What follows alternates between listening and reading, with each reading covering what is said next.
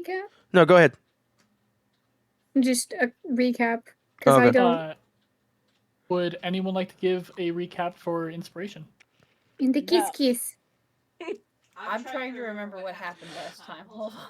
So last time on, actually, Lindsay, if you want to do it, I was gonna say last time on Dragon Ball Z, but if you want to do it, go ahead. It's not going to be as creative as that intro. No, it's okay. It's all right. So we went to the was it the Big Top? No, I don't think it The was. Mentalist. It was the Big Top. Which Yeah, it was the Big Top. The Mentalist at the Big Top. Yep. Yeah, so it was at the Big Top, and yeah, it was the Mentalist, and it was a show, and we all walked in, and we were like, where do we sit? And they were like, oh no, just kidding, you don't sit, you go up onto the stage. And we were like, oh, okay, cool, seems normal. And so we went onto the stage, and then there was the two giant, what were the animals? Sphinxes.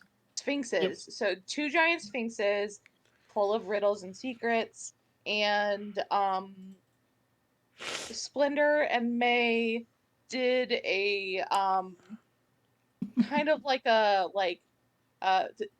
the scene in Avengers where there's Black Widow and oh gosh, what's his name? The Arrow, and they're running to try Hawkeye. to Hawkeye, thank you. Yeah, and they're running to sacrifice themselves first. That's basically Splendor and May trying to run into the Sphinx's hands to solve the riddle. Yeah. Oh my god. Yeah, they pulled a very very normal move. Absolutely. No hope. They were roommates. I was just sitting there thinking about Pinky. That's what I've decided happened. She saw that and she was just like, Who doesn't do that for people? someone that they really appreciate as a friend, you know? Mm-hmm.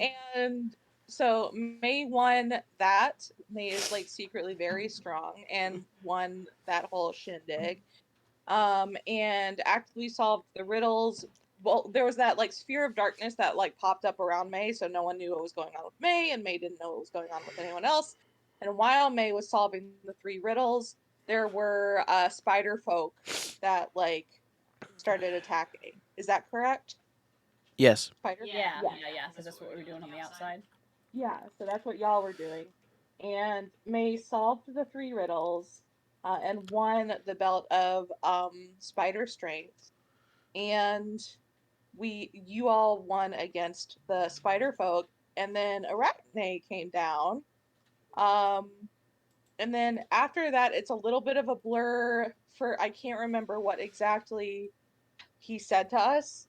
If anyone else remembers, I'm not sure. Hi, my name's Arachne, and I'm a big stinky fart. That's pretty much what he said, and then he zipped away. Yeah, he Yeah. had nothing of substance to give you guys. Yeah. And then that was, I think, where we had left it. Did I miss anything? Does anyone No, I remember? think you covered most of everything. Yeah. There was a small thing where May did say I love you to Splendor, but then Splendor didn't hear it because she was I think Penatini was wrapped around my head. yes. Mm-hmm. Yeah, this was God. the mid-season finale, and it happened, and she didn't hear it, and all the audience is like, "Come on, man!" No, I would like to shout out, because I know he's going to watch it, because he's watched every single one of them. GZ20, what up, dog? How you doing? You've seen every other episode of Heckna. I would like to dedicate this episode specifically for you. This person, I want to tell you the absolute feat that he has done. This person has tore through every episode of Heckna in a week. Yeah, hey, dude. One guy, one man, one army. I have one question though. Friend, are you okay? Yeah, are you good, You need big help, dog? support with something, we're here for you. You can We got a talk therapist right here on demand. But anyway, yes. GEZ20, hello. I see you. I want you to know that I see you. Autographs are $20. All right, have a good day. Oh my god. Autographs are $20, but you can watch him put corn dip on his head for free.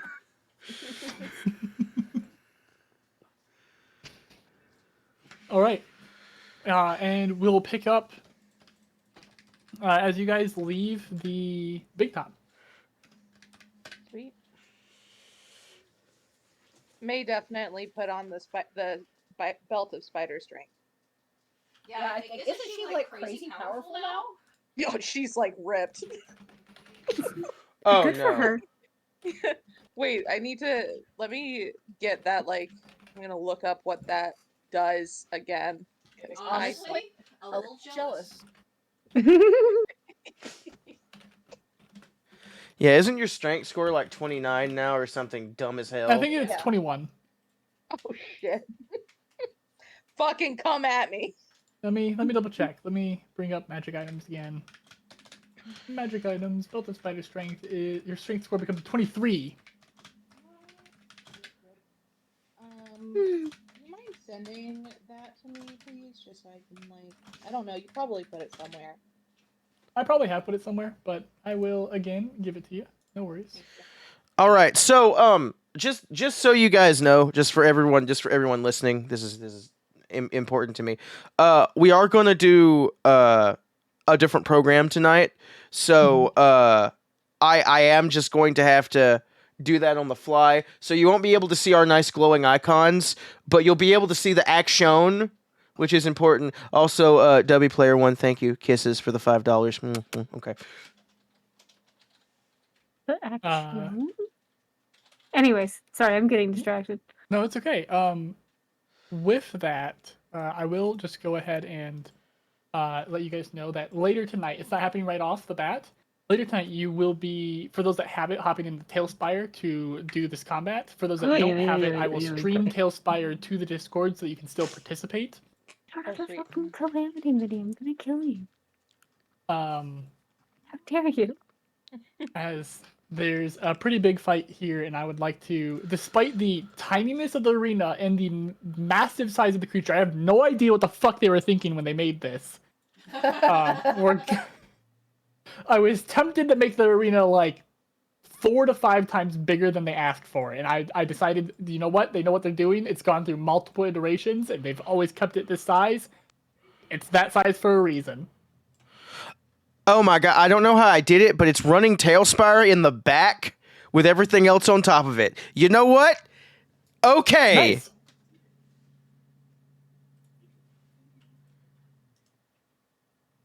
Yeah, the Discord channel's a little bit in the way, but otherwise, man. I mean, I would rather I can shrink us down and I can remove the roll dingus, so it's fine. Because we'll probably, it's got dice rolls in the system itself, doesn't it? Well, yeah, but I'm gonna use regular. But yes, That's true. it's Because we all roll. it's already working. This is good. All right. As you guys, my PDF reader just crashed, so I have to bring that back up. Rip. Technology. Technology, a wonderful but often fatally not working thing. Okay. As you guys leave the big top, you can see that Stefano and the toy maker are waiting for you outside of it.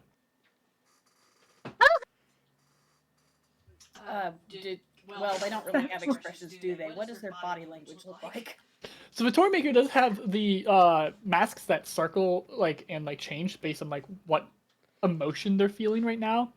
And I cannot remember them for the life of me, and everything's spread out in this. I'd have to dig for it. But they are expressing one of excitement. It's been a while since I've seen you, hasn't it? How have you been? How are you, Stefano? You good? The toy maker gives a bunch of sign language where Stefano interprets it. Busy.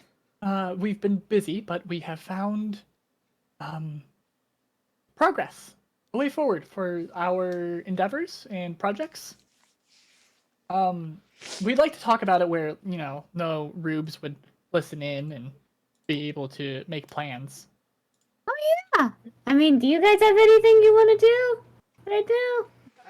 I could probably use a breather, I think, unless we restored last time. No, you guys did not restore. Then, yeah. I can do with a little rest. All right. Fog just rests his head on top of Calamity's head. No, hey there. Let me pat that. His skull was probably so heavy. As like the other people are leaving the big top, by the way, a previously seen figure, one in a full body cloak with like the glasses on and a little fake mustache that I had described as you guys were entering into the stage, walks by your group, and you feel just a gentle like reassuring tap on your shoulder, May, and you hear Dusty's voice saying good job. Boo. Uh-oh.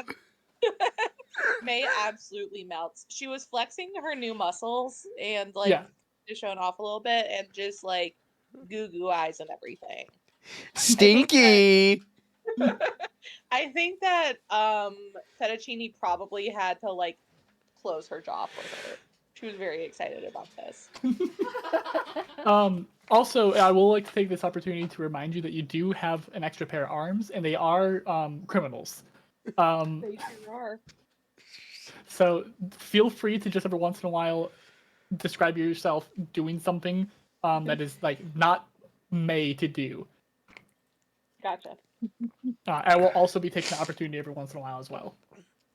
Sounds good. But Dusty continues walking. They don't even stop. It's just that gentle pat as they walk by and give that like that congratulations, and they keep going. Oh, what are they pantomiming? Oh, man, that's foul.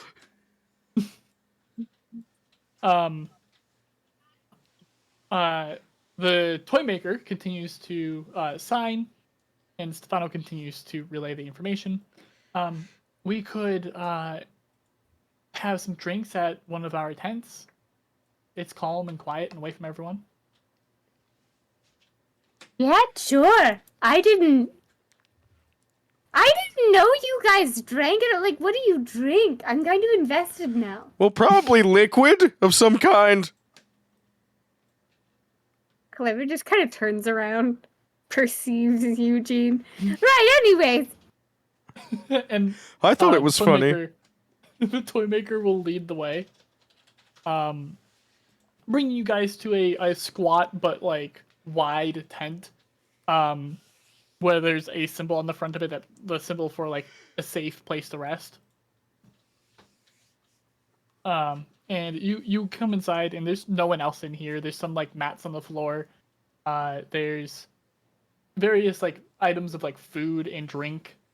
There's even a singular like carrot, a single vegetable. Which, Calamity, I don't think you've ever seen one of these before.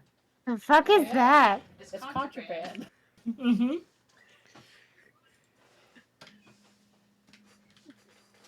Is it like... And Calamity kind of squints and makes a face and thinks about it. No, Eugene's here. I can't say that. What? I'm an adult. Barely. Fog points at the carrot and says, "Someone tried selling me this." What's that work on you? It's not. I don't have a whole lot of those around here. Wasn't that? Wait, wasn't that lady by the Ferris wheel trying to grow some stuff? Or am I mistaken? Like, I don't think you have the... whatever. I don't want to think about that.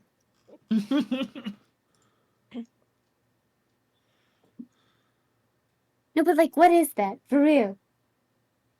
You see that the toy maker shrugs. Yeah. He has no It's idea. a carrot. Is that what they're calling it? You know, like a vegetable. It's food. What? It's a vegetable. It's food. It grows in the ground. You know, from a seed. Like a baby? Oh my god. Okay, no, I mean, yes, kinda. No, it's okay. So back where I come from, there's a lot of different food, right? And vegetables are one of those foods. They're like plants that grow in the ground. I mean, most plants grow in the ground. Mm-hmm. Yeah, but they're edible plants that grow in the ground. Like, you know what flowers are, right, Calamity? I mean, yeah, you spray water out of them. Duh. Eugene's on a roll. Splendor just looks at May and shrugs. And Eugene goes, "Well, no. See, in where I come from, you don't spray water out of flowers. They're just plants that smell good. And vegetables are plants that you can eat and provide nutrition." I mean, technically, you can eat anything if you're brave enough. Calamity, that's not the point of this venture. Okay, point is, that's a carrot. You can eat it. One of you probably should. It's probably good for you. Well, then you eat it, Eugene. You know what? Maybe I will. I didn't know Eugene was part horse. Look, horses like carrots, and I like carrots, and I like horses, okay? That's what horses eat? Yes. Well, one of the things horses eat, they also eat sugar, and apples, and hay, and, you know, Horses are weird. I mean, kinda, I guess. I'm sorry, Toyvet. That was a new thing.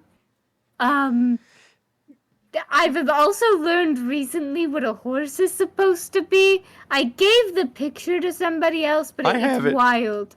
No. I have the picture I drew. We have another one? I can draw you another one. I'm pretty sure the other one got distributed and has turned into some kind of cult Well, paraphernalia. I mean, horses are cool, you know? And I think... Casually posing in the background.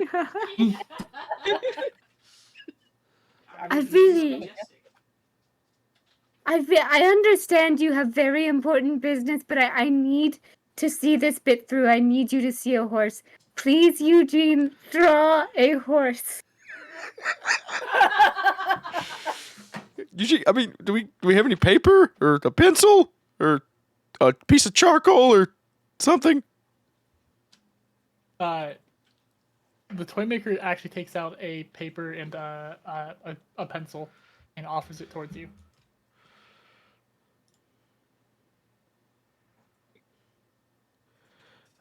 I'm sorry. I had a longtime viewer pop in the chat just now. Ark, thank you for the 200 bits, my friend.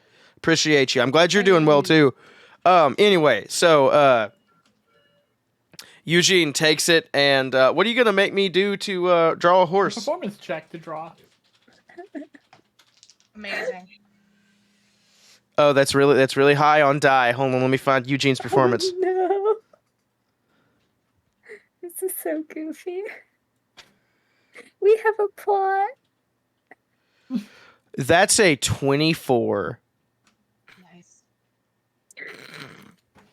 Ah! You draw a really good looking horse. Yeah, so this is my dad's horse. This is Twill. I used to take care of him when, oh man, I hope he's still alive when I get back. Oh, I'm not gonna think about that. Anyway, that's Twill. He's a dappled bay, which means he's blonde and he's got like white little splotches on him, and he's really cute. But he's also majestic. Bay? No, not like it's a species of horse. It's a type of horse. There's more than one type? Yeah, there's several actually. What? Yeah, there's several types of horses. There's Appaloosas, and there's They let apples loose? I mean, they've got big ones, they got small ones, they got some that fly, they got some that try to. Oh, I know you. Pegasus. Pegasus aren't horse. well, yeah, but Pegasus not a horse. Yeah. Anyway, and he points at Calamity when she says it's not a horse. They're It's a horses- normal animal. They're horses with bird wings. Like, how is that any different? It's totally different. How is it totally different? It's a Pegasus makes sense. Horses do not make sense. But Calamity, but Calamity, think about it this way: a horse is just a Pegasus without wings No. that run on the ground. No. No, just imagine a Pegasus. Okay, close your eyes. Imagine a Pegasus. Now just imagine it without wings, and that is a horse. No. Calamity chooses active denial. I mean, it's wings related, so I guess it makes sense because it's part of her trauma. Like for instance, okay? Fuck. So you're an elf with wings, right?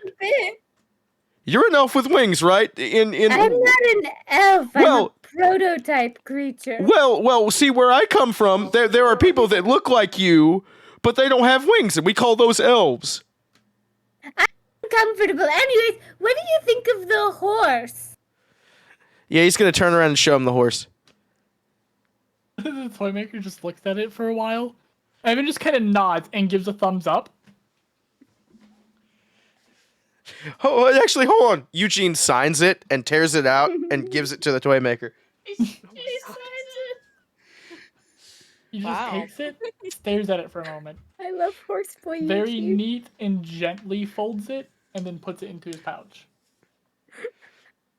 I feel like the toy maker is like a teacher who is putting up with kids. No, so just real quick, Jim, above table. I had to learn so much shit about horses because of Red Dead Online. And I forgot that Eugene was a livery boy, like a stable boy, and it just reinforced his character because now I know what a fucking horse is. Like it's just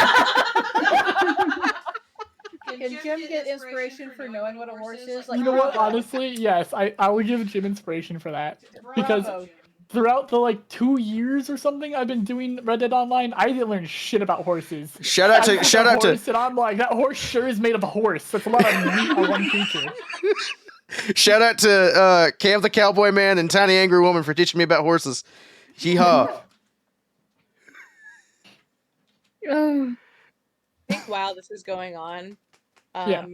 May and Fettuccine's hands are just in a flip off battle. beautiful. Oh, it's like that one scene from Grandma's Boy when he like flips them off and shoots them like.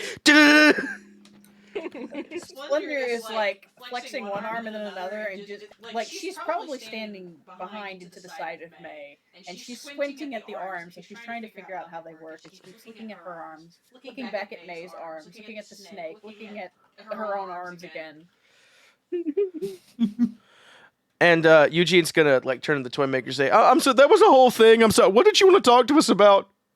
Yeah. By the way, long time ago, from like the excitement, the mask had turned to just like a stoic, like poker face mask. Nice. And he has to be happy. I'm not terrified of him anymore. And he starts signing again. Stefano waits a little bit and then catches up. Right, so with everything going on, we have found the next step that we can for sure accomplish. It's dangerous, and the repercussions are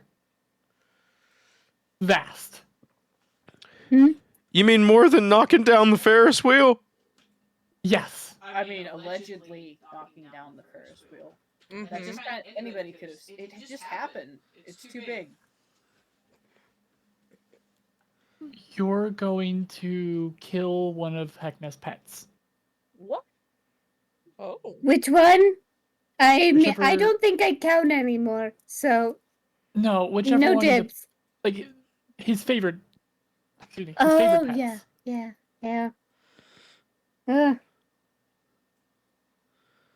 Right now, within It's the okay, naughty Calamity. corner- You're our favorite.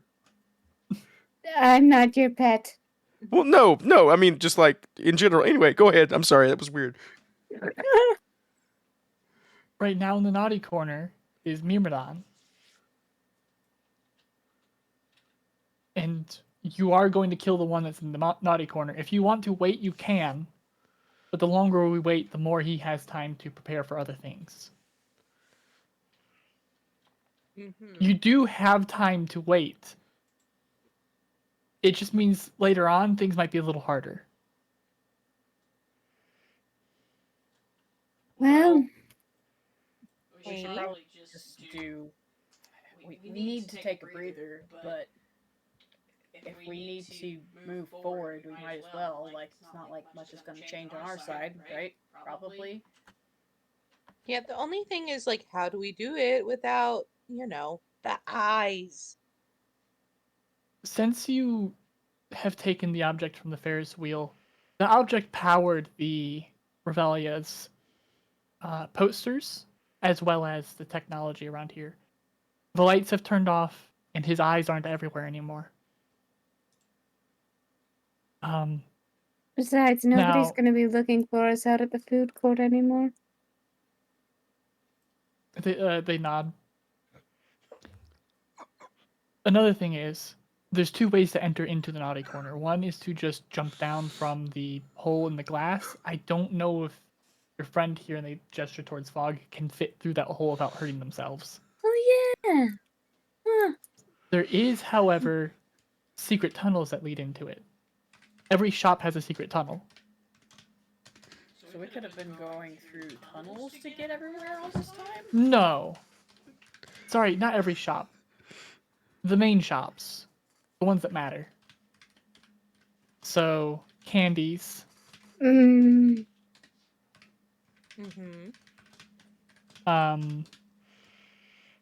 Not Felix's. They we took never it have down? dropped by there. No, there's Oh, somebody wait, else who no, it runs was it now. blown up. Oh, It was that blown too. up, but it was partially rebuilt, and someone else runs it. Hmm.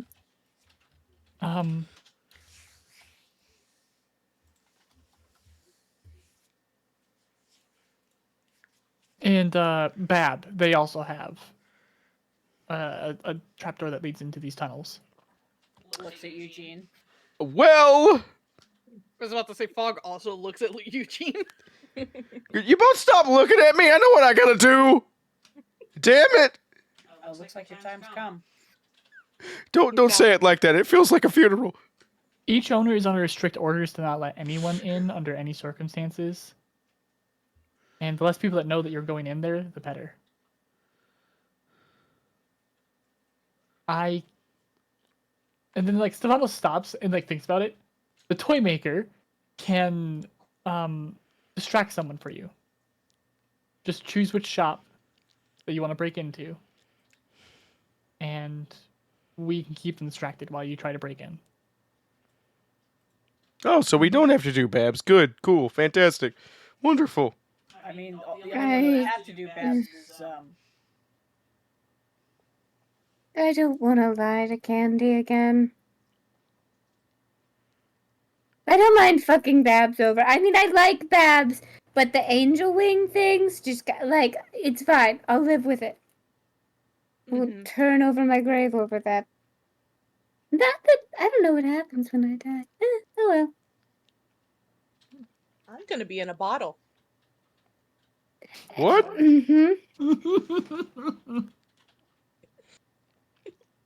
Splendor grimaces. So, I mean, personally, my vote is for Babs. Have Toymaker distract him. Her. I mean, she's the one that we're on best terms with, so even if Now, I guess, yeah. I mean, even if something did happen and she figured out what we were doing, it would be less of a problem to explain it, probably. Yeah, helps we us can out a just lot. send Eugene in to, shake it a little bit and it'll Right. be okay. Pardon me? Fine, Eugene, never mind. Do what? Shake it. You all would prefer Candy. I don't mind. She's probably easier. No. distract. No, hold on. May, what in am I shaking? you know. I don't. I think she means in bed. Oh, Oh, I was talking about, shaking your little, your Yeah. tush. As Shake she's it a saying little. this, her extra arms are all like gesturing wildly towards her lower half. I am uncomfortable. That's not new, Eugene. You're always uncomfortable. Well, I mean, I was pretty comfortable until we started talking about my lower half. So, I still don't understand what it does. So that's Eugene, I don't think I can have this talk with you. We're not exactly made the same. May just walks away. Oh my gosh. Not my job. I like the idea of Fog just sitting behind Calamity, just looking back and forth between everybody and just being like, Did you guys forget I didn't have a body before? Well, a real body. So you oh, you didn't come with like all of the. I'm getting distracted. What do you guys want? I was gonna say you get to use your real body to either do real distractions or in the event that things go south. And she looks down. Yeah, it's not going to do that, though. We're going to be fine. Candies or Babs? I have my Babs! reservation. Okay, if you're sure. I mean, Candy did actively try to kill us. Babs just, is weird. So, I mean, she just knows what She she didn't wants. try to kill you all. She could have succeeded if she wanted to. She's doing her job like everybody else here. Babs yeah, isn't going to be any different. I'm not saying we're going to hurt Babs either. I don't want to hurt Candy either. So Babs it is. All right. We ready? Do we Yeah. need to make some preparations before we go over there? The toy maker signs a bunch. Stefano interprets. You needed to rest, correct? Yeah. This is a good place to rest. All right. That sounds good. And I guess while they settle down to rest, unless somebody else has already grabbed it, Splender's gonna go grab the carrot, unceremoniously sit down and start eating it. No one bring up baby carrots. Yeah, I don't know if Eugene's ready for that talk. Those are just small carrots, Splendor. They have nothing to do with actual children. The children are carrots, Eugene. No, That's how babies work. Really, are we gonna have this talk? Are we having this talk? no, we're not having the baby talk. I know what babies are. I mean, it's the process, not the babies. I almost called you Jim. Jeez. You, Jim. Yeah, is this a talk we would have actually? No, It actually is. You Jim is back. we're both here at the same time. It's like that movie Split, but with we're both awkward. No, Eugene just says, I know that there's small carrots. Okay, they're small carrots. It's fine. I'm just glad you're getting nutrition. You need some vitamins.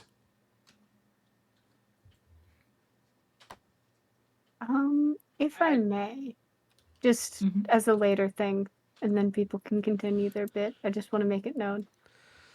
When the party goes Betty by, because Calamity only needs to trance for 4 hours, I think I'd like to have her dip out for a bit. Okay. That's it. Carry on. Smiley face. Suspicious squint. Cut to the Lou Wilson gif. It's all going according to plan. I think Eugene just sort of, takes his armor off and is going to just kind of lay down and just lay down. Not really even do anything, just lay down and stare up at the ceiling. I think May goes to lay down but the arms start doing push-ups, and so May is like, it's time to sleep. No. Oh, you're a lot more lively than I am. Are you gonna? No, all right. Just up, down. We need to like tie them back. Can you take it off until? Maybe you should take it off while you nap. The belt, with the arms. Just the belt.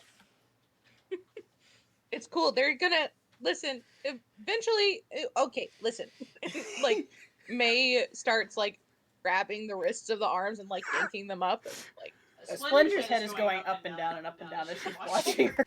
May just going up, down. Okay, listen. All right, this is what we gotta do. Up, down, up, down. You're gonna be in. So May finally like he grapples with the arms and like they decide to go ahead with what she's talking about, and they go to sleep. All right.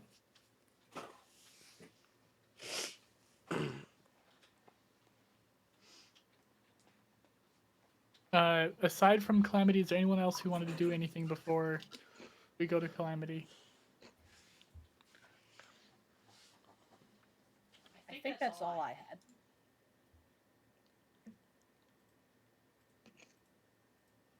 All right. Calamity, you wanted to go out while everybody else slept? Mm-hmm. It's Where definitely do a you good go? idea. So we're just kind of sticking to the little like catty corners, heading around back, and like I think we're heading towards the outside area of the food court, not the inside of it. We're not just walking right into the entrance. Yeah. Candy's is a tent, isn't it? It's a tent. It's like Mhm. vaguely shaped in a specific manner, but I think it is largely a tent. Yeah. I can We're double check this. going to, and this is very goofy, but I think it makes sense to Calamity. We're just gonna slowly slide a peace offering rubber chicken Mm-hmm. underneath it and then go back to the group. Okay. Make me a persuasion check. Oh shit. Alrighty. What is my persuasion? Oh, that makes sense. Oh gosh. Listen, we're used to lying. We're used to girl bossing. Versus just doing a rubber chicken's head. Which Oh, I'm sorry. I just found it. Candy's Emporium is in fact a square red and white striped building. God damn it. I'm finding some stupid rube. Just Okay. somebody who looks like they're new. Yeah. You find somebody easily. Yeah. Hey, do you want some tickets? Sure. What do I need to do? 5 if you just hand this to Candy, and I'm gonna hand the rubber chicken. All right. Who's Candy? Oh, sweetheart. Candy's Emporium. You should get some food while you're there. It's great. Oh, okay. And Yeah. he'll take it, and you see him go into the Emporium. Yep, and we are leaving before we get any response. Okay.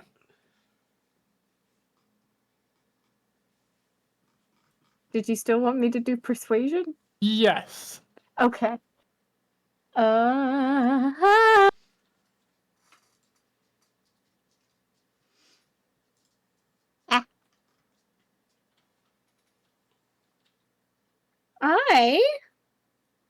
think I am going to use one of my inspirations for that. I refuse.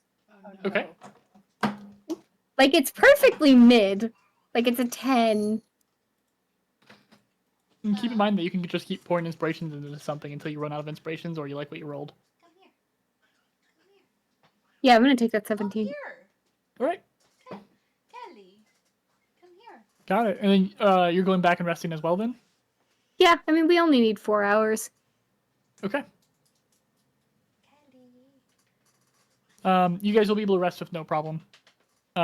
Calamity, since you only need 4 hours, you'll probably notice too that the toy maker doesn't just like sit in this tent and wait for you guys. He actually set up a stall outside of the tent so he can keep an eye on who's going in and out of it, and sells stuff. Yeah, I think after 4 hours, Calamity is just kind of like sitting there and watching him. Like, what are you selling? What you doing, Dad? That energy. Love that. Nosy kid. I like the Most of idea that Fog just sits next to them, because Fog also only needs 4 hours to rest. So he just Yeah. sits next to the toy maker and watches everything. Just Most being of the stuff he's stalked. selling is like little like wind up toy things. Mhm. Lots of like little mechanical odds and ends. Most of them like souvenir toy shop stuff. Yeah. But you guys get your full rest in. The next quote unquote day, you all wake up, no problem. So yeah, if it's a carrot is like a regular thing, then if it's a baby carrot, that's when you get it when it's just started growing, right? Yeah. Thunder wakes up and immediately chooses that this is the time. Listen, we're under a lot of stress and vegetables are easy. Calamity looks very proud that this is the first thing Splendor says. She's probably trying to have this conversation with Eugene while she's like doing up her hair for the morning. Yeah. No, I always thought they were just, bigger carrots cut into smaller shapes. Why would you do that? Why wouldn't you just take the carrot as is? If that Well, was... because they look good.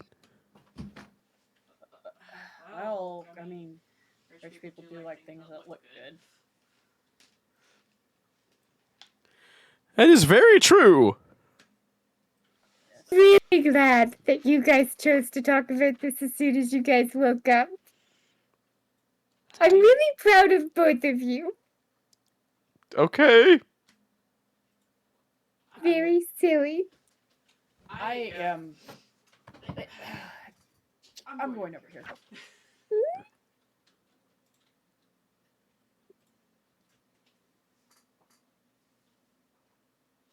So, has Mayworth had any other arm incidents? I do believe that I might need to roll a d6 for this. The arms, because there's 1, 2. Yeah, so there are 6 of us, so it would be a d6. Every now and then the hands, the arms try to pants or wedgie someone.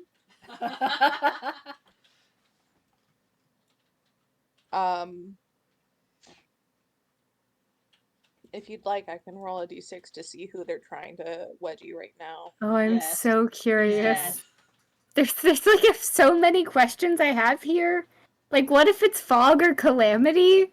Or Splendor? Because I don't think Splendor wears pants either. I mean, she is wearing a covering. It would just Okay. kind of be awkward for everybody involved if she got wedgies. It is Eugene. Okay, that's a safe answer. That's a good answer. So she's having the baby carrot talk with Eugene, and he just gets wedgied. Yeah, May, tell him to stop touching me. Armor! Armor! Armor! I tried. I don't know. Listen, and I tried to May leans down to the hand, and I think the hand turns around like a little puppet. And can I roll to see if I can control these things a little bit more? Yeah, make me a persuasion check. Okay. I'm okay with that. Oh man, I'm just if these arms make a little sassy back talking mouth hands while she's talking. It's a 15. Okay. What do you say to the hand? I'm like, listen, I know it's wild. You finally have an ability to interact with the things around you, and also reading the room, you know? As you're talking to your right hand, right? The left hand is doing the sassy talking motion with every word that you're saying. But the right hand gives a little bit of a nod. And you'll have a little better control over your hands. They still want to do some mischief, but they won't like try to pants your party members. They're gonna try and do things to people outside the group. Sounds like a plan. Okay. I think that we've reached an agreement, and so I turned to like, this is like an aside. Like I turned my back to Eugene, and like, it just looks like May whispering to herself, but it's to the hands. Yeah. And then she turns back and she says, "Okay, we've reached an agreement. They won't bother you anymore." And I like pat them. Yeah, Eugene's like fixing his like crotch armor and his butt plate. And he's like, "Yeah, that metal is not very comfortable." Looks like you need to work on your defense, Eugene. I didn't have my shield or the party pooper, okay? I could take them on if I had those.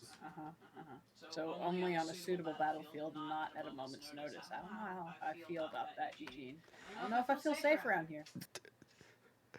Splinter, I would like you to take a look at the size of your biceps. And then say that again. Oh, you were looking. So she lifts her arms up and like flexes. Well, it's impossible to not look when you're bright gold. I mean, really.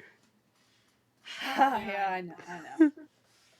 Seeing like after Splinter starts flexing, the arms start like doing like the big like trap flex kind of pose.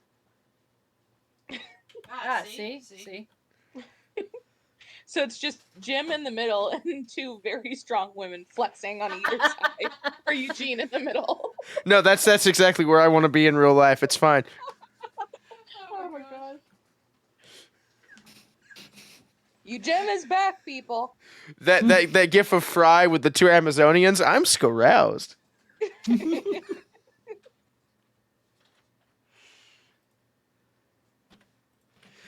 But anyway, yeah, Eugene, like, he gets sorted. He picks up the party pooper and slings it over his shoulder, and he picks up his shield and tucks it under his arm.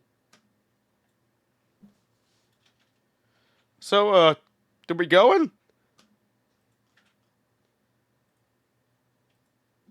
Yep. Wait, that way, and the muscle arm points.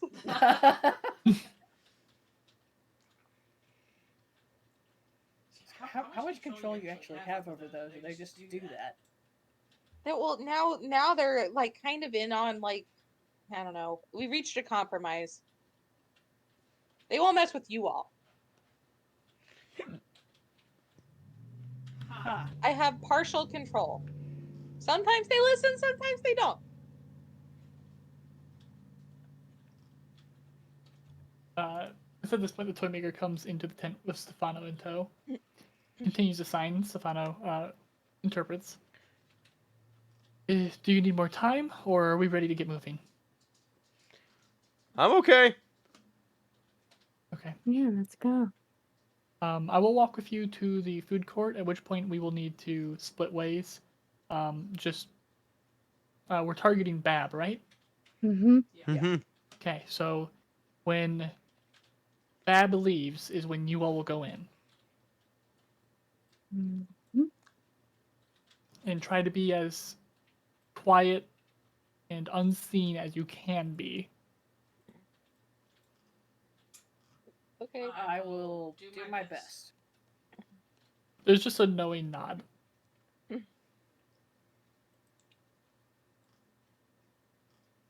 Before we go, I want to offer again that this is going to change a lot.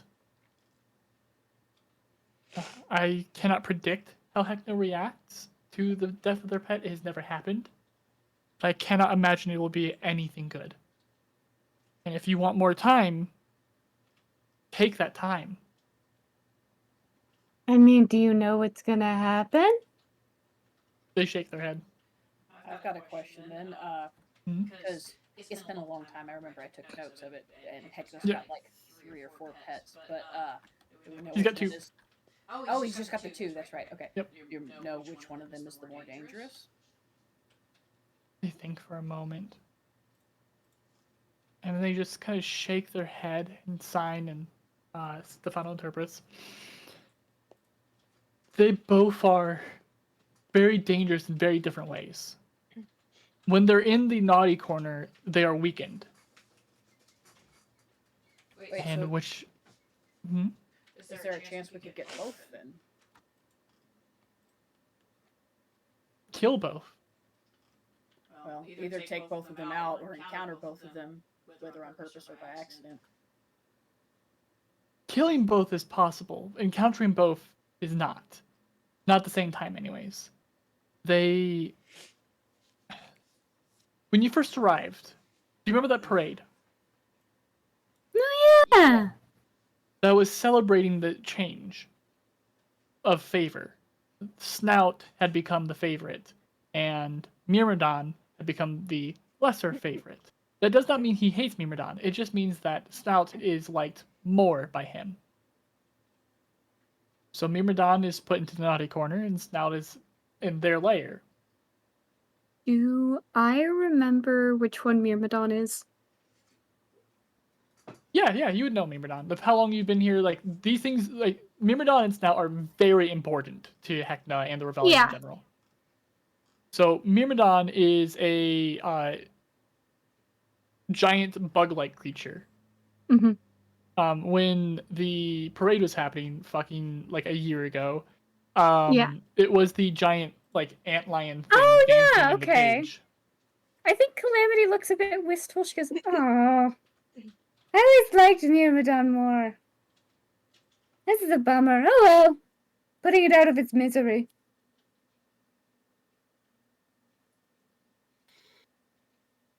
From the corpse of the pet that you kill, you need to pull out. It's going to look like a mass of flesh. You need to get that. Isn't the whole thing going to look like a massive flash? Mm-hmm. When you start digging through the corpse, you will know what I'm talking about. What is it? It's known as the yucky bit. It's a piece of Heckna. Fucking Horcrux. What? I mean, he is a bit of a whore, but like, it's not the point. I didn't hear anything.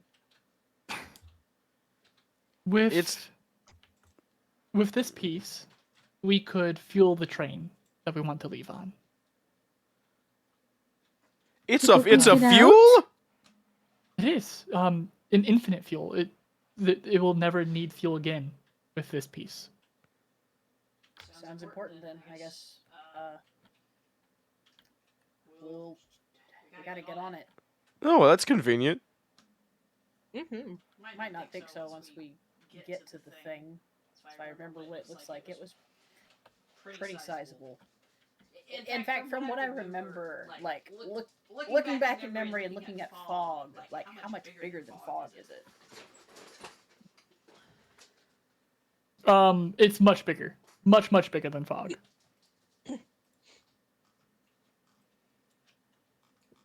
She just squints thoughtfully at fog. Fog just tilts his head. So, sounds like shit's gonna hit the fan after all of this. So I, against my better judgment, do you guys intend to leave on the train? Yeah. All right. Sure. Or at least I do. I don't. The toy maker looks at Calamity, starts signing. Stefano interprets. Why do you sound disappointed? Leaving doesn't solve the problem. You know that. There's a long pause. The alternative is dying. I'm fine with that. Another very long pause. Some of us aren't. Oh. If they wish to run with us, I welcome them.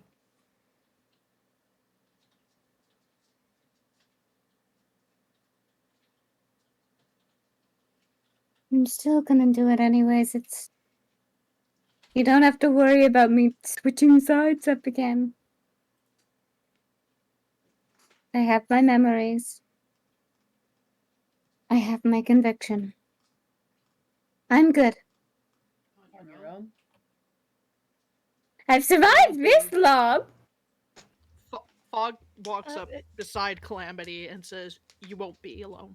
Oh. I think May also kind of scooches in and is like waving and is like, yeah, I'm in too. You should go home, Mayworth.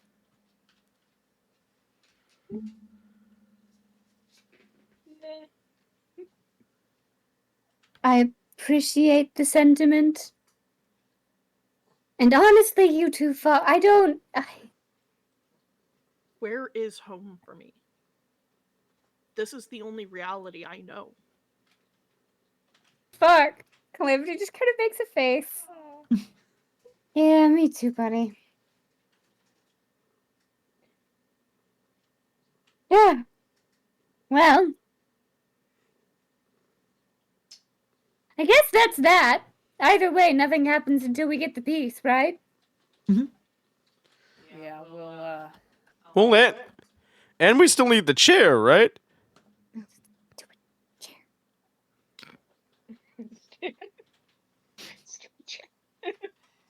well, we still do have to get the pieces first. Eugene's right.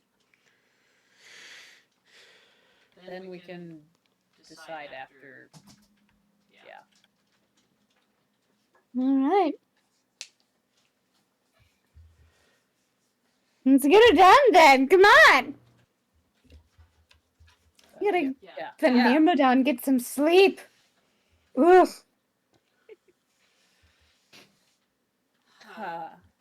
Hey, Jask. Mm-hmm. From what I saw of Myrmidon before, just going off your character assumption that guy is probably some kind of bug thing. Do I have any previous experience fighting giant bugs? Ooh. Honestly, probably, yeah. Do I have any sort of ideas for strategies against this thing, whether or not they would actually work, just things I think would work? Yeah. So, I think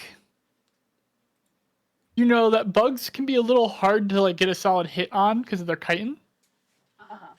And that some bugs have defenses that you wouldn't expect. Like everybody knows about a scorpion tail being like a spear full of poison, right? But I'm gonna say you've been in some spectacle fights. You've probably fought like a giant bombardier beetle. That's what I was thinking. Something that spits, things that climb and fly and sting and all that fun stuff. So you would know that bugs have a varied way of defending themselves. And that it's almost hard to know what to expect because it just to you it seems like every bug's different. Mm-hmm.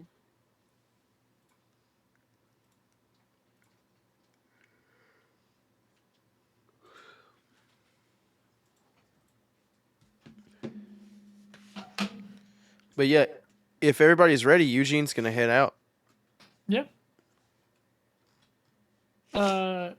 With you guys heading out, the toy maker walks with you, and you notice that despite seeing a particular group that you guys have been beefing with for a while, they make faces at your group, but they seem wary to start anything. Splendor does the shoulder squared psych out. I think the hands are doing the suck it thing. Suck it, nerd! Break it down! And May is desperately trying to stop them because we really are on a mission right now. Oh, you didn't know? Okay, that's enough. I like the idea that Fog, because he thinks it would be funny, just huffs and then points his nose in the air like he's better than them. Not worth his time. With the being hostile back at them, like one of them like steps forward and like squares his shoulders back, and May, your extra arm pants him immediately. Amazing. All wind from his sails taken out. He's been just unceremoniously pantsed. And he like tries to take a step back, but his pants are around his ankles. He trips and falls onto his ass. Love it. Boys, whack his pee-pee.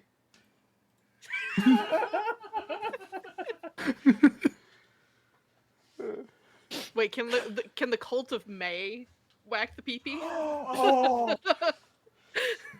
You know what? Yeah, I think somebody does like the I don't know how many of you'll know this because there's only like one other person who has the parts for this. You know the fucking cup check whack men do? Yeah. Yes. As like just as this person is standing and pulling their pants back up, a cult of May person is just like standing there like minding their own business, just bam, cup checks him and continues to like look like they're minding their own business. Which does start a brawl. Like after he recovered, or while he's recovering, the others come to like mug this guy, and like more of the cult of May come out of the shadows, and there's just an all-out brawl as you guys just keep walking. I love it. It's lively today. I think that they've affixed fake arms to themselves, Oh, absolutely. and then May is just like, "Thank you, you're dismissed. Thank you." You're saying you're dismissed as there's an all-out like turf war happening. They don't even slow down. There's some dudes stepping forward to each other and snapping in the background. Yeah, we're gonna get those street sharks. A little spin. Yeah, my name's Scorching Ray. Oh my gosh, too funny. But you guys arrive at the food court. And at this point, the toy maker beelines away from you all, heading in the direction of the rebuilt Felix's place. It's no longer Felix's. Oh yeah, that's where you said the new person had taken over. Ah, yeah, Schmelix. Felix, but he shaved or something. It's a Felix with a mustache. I thought he had a mustache, right? Yeah, he already has a mustache. It's an He has extra two mustache. Yeah, I was mustaches. gonna say he's just wearing like a fake mustache on top of his mustache. Calamity's just gonna find a table to sit at. Approaching any shop right now would be a bad idea. Yeah. We're that's just what gonna Felix vibe. looked like. I fucking hate him. I wanna punt him so bad.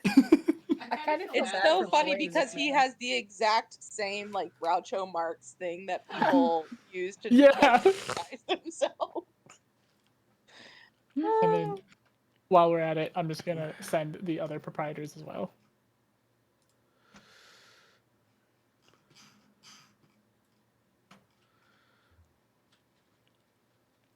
Babs.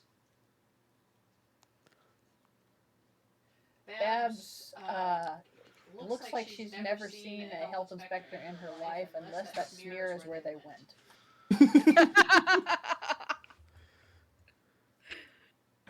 Honestly, I can agree with that. In fairness, I don't think any eating establishment in the Revalia has seen a health inspector. Oh They absolutely have, but it's a joke of a health inspector. Oh my god, I've never Oh seen. my god, they just get like some random rube to come in as the chosen health inspector and just Yeah. see how long they last. Oh my God. I'm here for inspection. Who are you now? Anyway, I've never seen Babs's artwork before, and I love that the two schnozzlings are eating some of that like Kroger clown loaf. You know, like the clown meat. Yeah. Excuse me? Yeah, look at the art. The clown meat? Yeah, it's like bologna, but they put fat in it to make it look like a clown face. It's a real thing. Like, look on the art. The schnozzlings are eating it. I didn't think that was I thought that was a Tumblr joke. Yeah, it's real. No, They sold it real. at Kroger. I used to get it and put it on sandwiches because I thought it was cool. But Jim, wouldn't your sandwiches taste funny? Ah, ha, ha, ha, ha, ha,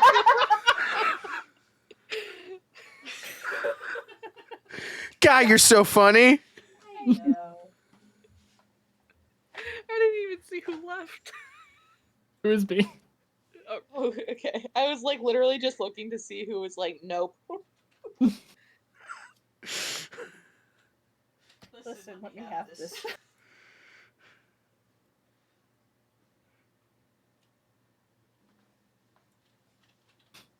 What are we doing? I'm sorry. You guys were told to steer clear of Babs until he pulls Bab out. So what are you guys gonna do in the meantime? I'm gonna pretend to be very interested in the food court. Just not going anywhere, but going ooh, that's so cool. Calamity's just sitting at a table. She vibing. Okay. Fog's probably sitting next to Calamity, just like on lookout, just looking. Splendor is off to the side, muttering to herself like, "Okay, if I get go to Candy's to get ice cream, everybody else has got this stuff. Because those other guys have got like those sweet cloud things, but it's not cold and soft like the other one." I think that May is trying to stand like a totally normal person, but is failing. I love that. Just casually hanging out. Can I get a stealth check from everyone? But Splendor, May, and Fog, you each have to roll that with disadvantage. Fog, because you are a giant nightmare creature. Splendor, because you are gold and stand out, and also you have a cult. And May, you also have a cult. Question: is it the same cult or is it a different cult? I think it started off as the same cult, but there has now become divisions. Oh, And it's not like they war with each other. They're cults, two separate cults that like split off and are best friends and hold hands. I love it. What are we? I'm gonna keep that 5. I think that one's fun for this situation. Stealth. You're rolling me a stealth with disadvantage between Fog, Splendor, and May. Jim, you do it at normal, and Beep, you do it normal. You said Jess, you got a 5 total. Are you saying they were roommates? That's a big ol' 7 for me. That 17. Okay. This is so accurate for the group. What's Splendor get? It I'm fits well so- with the, like, I'm standing like a normal human does. I am so mad because I rolled an 18 at first, but I had to roll it with the disadvantage, and I rolled an 8 next. Okay. But it's a 15. Okay. So, Jim, what did you get? 17. 17. Beep, you got a 5. Mm-hmm. Fog, you got a 15. Mm-hmm. Splendor, what'd you get? I got 14. 14. Okay. And then May, what did you get? 7. 7. Okay. So, Calamity, just by the nature of you, you do pull some attention. Like, between Rubes, you are something they've never seen before. Yeah. And with the people who, like, work at the Revelia, the Revelers, you are a minor celebrity.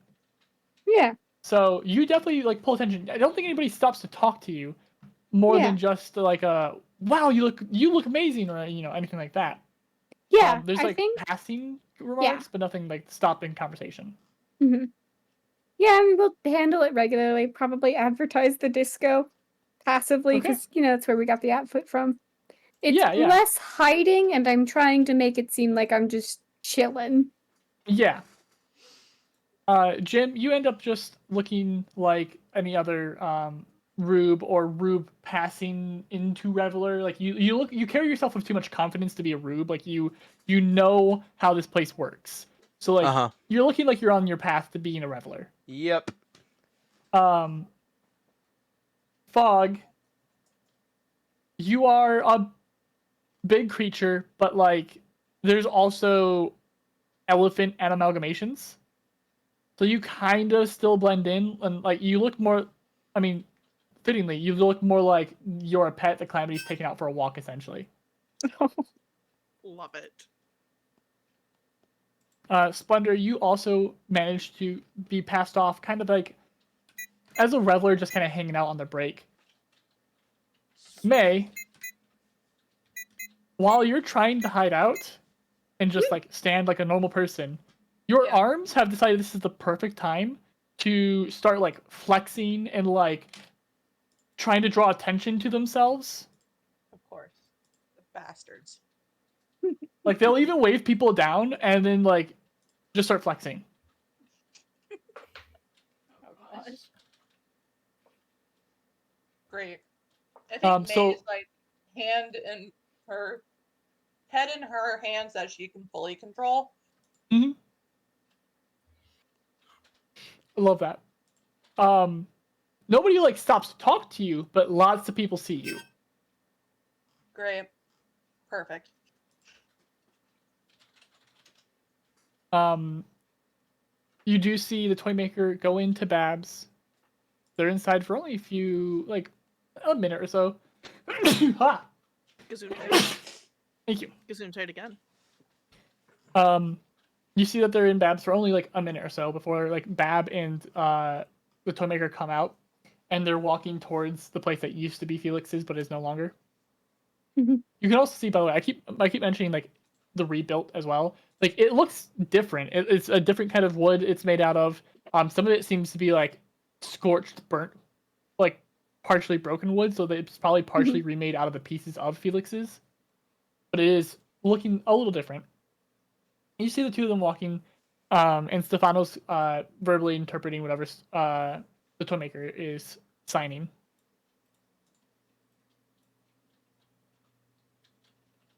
Do I know of another entrance into Babs, or is it just the front door? Just the front door. Okay. Yeah, we're just gonna wait until Babs is out of view. Okay. They don't go entirely out of view. Like you can still kind of see them. Like if they were to turn their head, they would see you. But they do stop in front of this other place, this other stall, to have a conversation with not Felix and Playmaker. Yeah, okay. I think at that point we'll just walk in like we're supposed to be there. Less hiding and more I own this. Okay. I belong here. Yeah. I think actually, just because May is gathering so much attention, Mhm. I think that like May is going to do like a big gesture, and then cast invisibility on herself. All right. Ooh. Calm down, Frodo Baggins. Very Frodo Baggins style, but like, oh yes, I'm so impressive, and then invisibility so that she can like sneak out. But I do imagine that there's a crowd around her, so she like casts invisibility and then shuffles out of the crowd, and you just see people like parting Yep. as she makes her way to everyone else. There will be no rolls needed for anyone else. May and no, just May actually was going to be the only one that would need to make a roll for me to get in there without being spotted. Boom. Well, without being spotted and it being noted. Oh, well. Because Calamity, you are a well-known like minor celebrity reveler here, but also you're a well-known minor celebrity reveler here. Like you belong here, right? Like you walking into Babs isn't something that somebody's going to note. Yeah. Could just be picking up something for Heckna. Mm-hmm. So, you all will get inside, no problem. And you can see, like, a bunch of her food items are, like, on the shelf in front of her. They're not kept cold or hot, necessarily. It seems like she heats them up before she hands them over. But there's just a bunch of food items on this counter. All of it is meat. And just as a reminder, the food items you have is steak, and like it's all labeled too, so you can see the physical writing of it.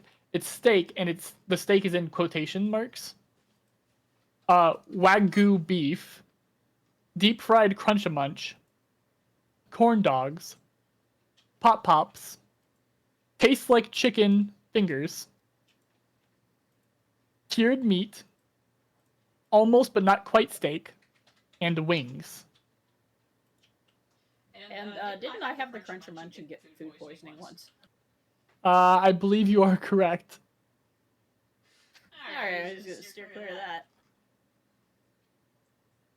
Also, each of these have a tagline. So for the steak, it's taste like whatever you're craving. Put in something or eat it on its own. I don't care. I just want it gone. The Wagyu beef is pour yourself a cup of Wagyu beef. Deep fried crunch and munch is intense umami flavor. Ignore the gangrene. Corn dog is juicy dogs coated in tasty corn breading. Yum. Pop Pops is these satisfying snacks are both crunchy and slimy. Tastes like chicken fingers is it's just regular chicken. Seriously, I promise. Cured meat is once afflicted, now cured by the finest clerics at the Revelia, perfect for sandwiches. Almost but not quite steak is a meat-like alternative for vegetarians. Note, contains meat. And the wings is these bone-in wings come in your choice of deep fried or baked, sauced or unsauced. Yeah, Calamity's just looking for whatever entrance they need. This Yeah. area just gives her bad vibes. Her wings are kind of twitching instinctively despite being unbound. It's probably a bit awkward. Stepping behind the counter of Babs, the floor is sticky. An uncomfortable, thick, sticky. From the small layer of viscera and blood on the floor. And you see through that, in the far corner, there is a trapdoor. All right. Eugene, Splendor, May, Fog, one of you want to get this open? Fog will walk forward and open it. All right. The door opens, no problem. It's a little sticky, but you're able to lift it anyways. You can see like a trail of like viscera like opening up with it, stretching until it's too thin and then snapping. Ugh. All right, down you go. Quick, quick, quick. Calamity will start ushering people whole ass with her wings if she has to. Yeah. Eugene goes. Same. Okay.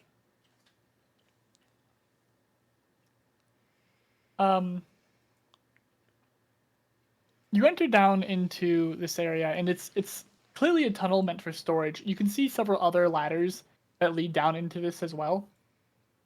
It looks like they all connect to the same like main pathway here. And there's boxes and supplies all around. You can see more things of just meat being left out in the open. You can see some of the supplies for candies. Some of the supplies for Felix's. A lot of it's just the raw stuff. It's not the final product. Oh God, are there wings? And yeah, you can see. Oh, okay. There's a box labeled wings with its like lid closed, but on top of it are several spare pair of wings, like full size. Like these would fit on a person kind of wings. Does Calamity pause? I think probably worse. She seems used to it, though the wings do start to do that weird twitch again. As she just continues walking. She says nothing. Yeah, Splendor pauses like she's ready to kind of help usher her along if need be, but lets her go.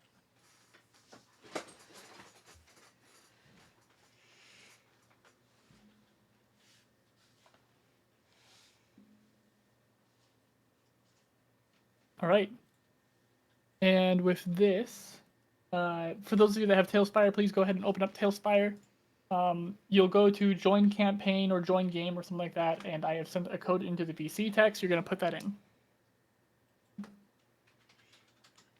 And I'm getting Tailspire loaded up. Yep.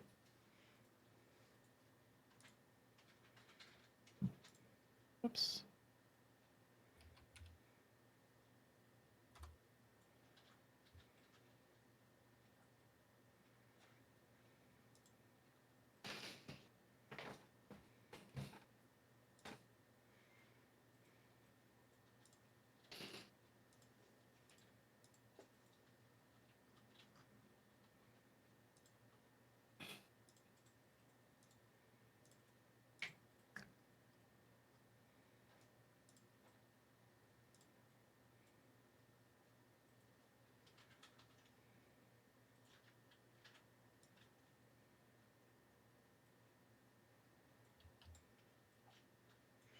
We'll just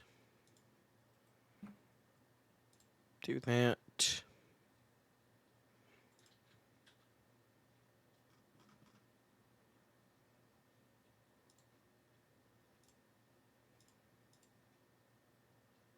I can do this as well.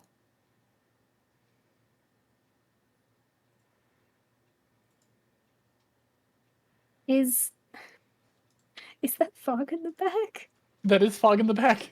I fucking love him. Nice. Maybe Who's next to you. dabbing? Boy. I have bad news for you, Splendor. Son of a bitch. To be fair, it's not actually a dab. Like you can see, like they're. No, it's too late. Do. Yeah, I do plan on eventually getting Tailspire, and when I do, I will have like I did make a Splendor model. So Yeah. I can put her on there.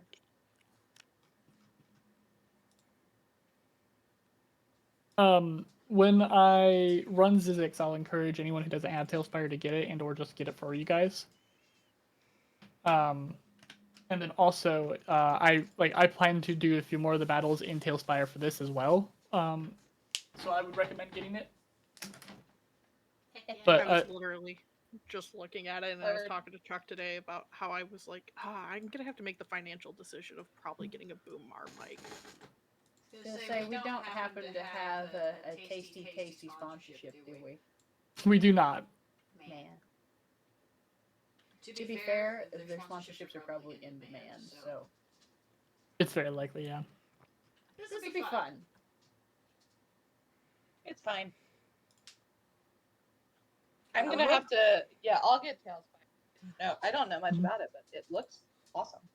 Yeah, it's amazing. Bright Calamity is like glowing. Oh, so I that is just my cyberpunk character, but again, they have the same exact design philosophy, which is manic pink lady. Manic pink fair.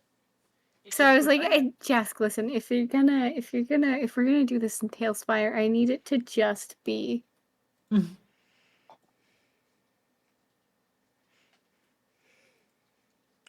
Yeah, we got it.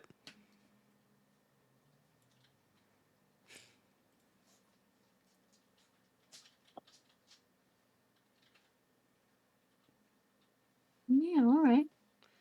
Right. Is everybody ready? I think so. Yep. Okay. Yep. Actually, it's at this point we should probably take our break because this fight might drag a bit longer. All right. Okay. So let's go ahead and take our 10-minute break.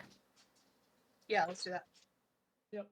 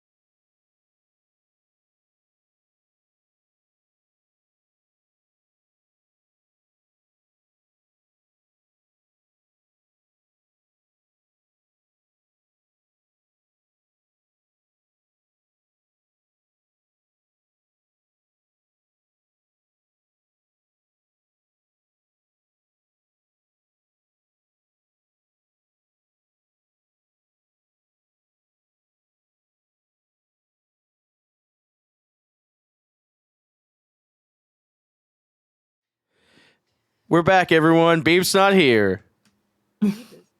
Has left the building. Yeah, no, I'm like super dead. I'm a ghost. Ooh.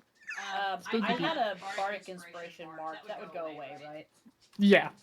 Mm-hmm. Yeah, I'm gonna shut up. Nope. What? Yeah, No, let's carry on. Commit. I was about to go to bat for Thunder. I think specifically because the bardic inspiration probably came from May. I think it should get to stay from the power of gay pining.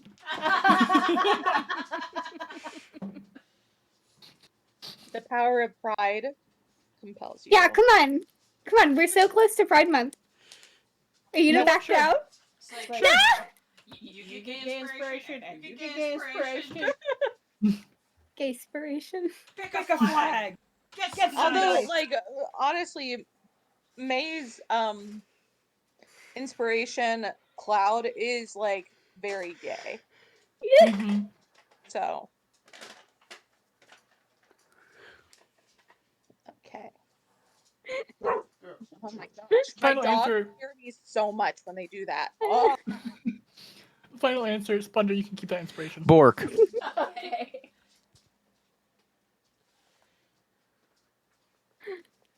I guess follow-up question then is I had it marked down as a D8. Is that correct? That'd be a think so. May question. Hold on, I'm chilling the fuck out after my dogs did that. Let me look. I believe it is a D8. What level bard are you? It should be level 7 unless she multiple. Yeah, I didn't take any. I didn't multi-class. Okay.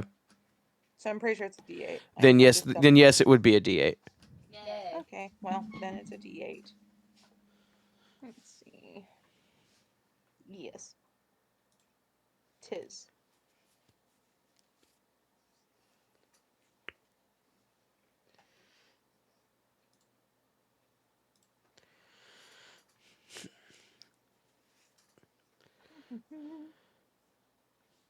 Oh boy. This is gonna be interesting.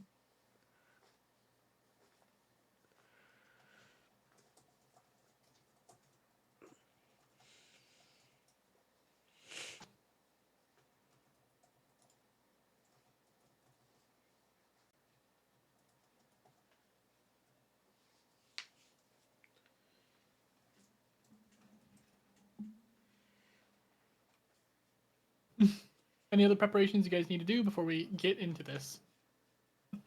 I guess Calamity's pulling at her wings to go ahead and start that funny, ouchy blood right stuff, just so I don't have to think about it or waste a turn on it. Yeah. Let me go ahead and take that damage now. You guys are in that tunnel, and you can see a double door ahead of you. Gotcha. Do we hear or smell or notice anything in particular? It smells heavily of rotting meat and garbage. Lovely. Other than that, you see a lot of like stacked crates of materials around you, and you can see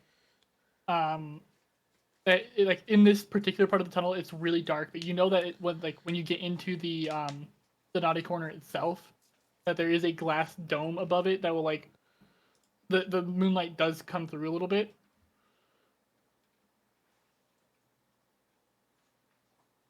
And other than that, you don't really hear anything out of the ordinary, anyways. All right.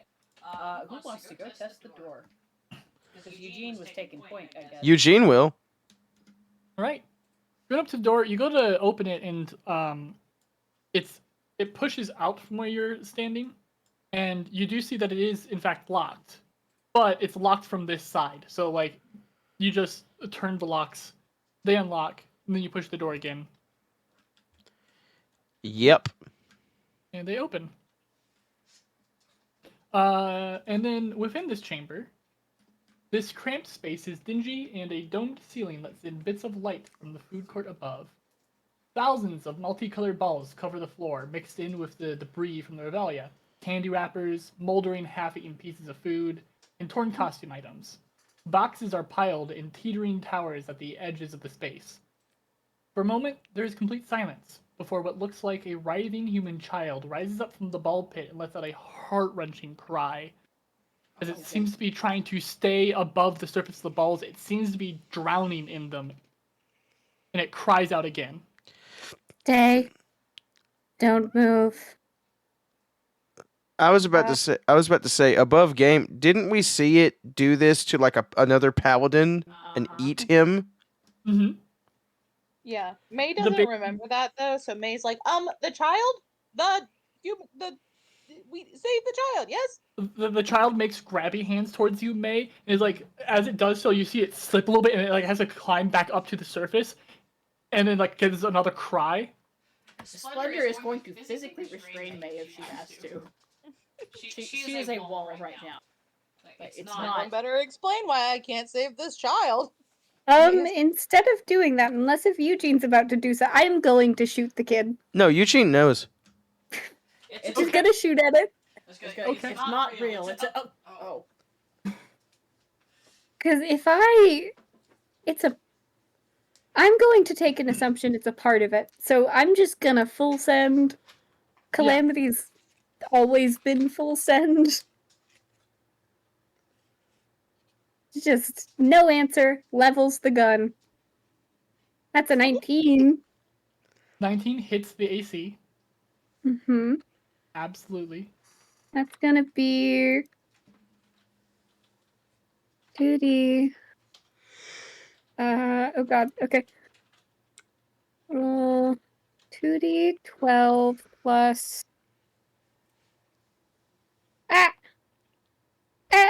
Sorry, I have to tab between stuff. Plus 4, and then my right damage is a D6, and it's fire. Plus 4 plus 1d6. There we go. That's going to be 16, but I think with my right of the fiend, I can re-roll the extra damage die, so I'm going to do that. Mm-hmm.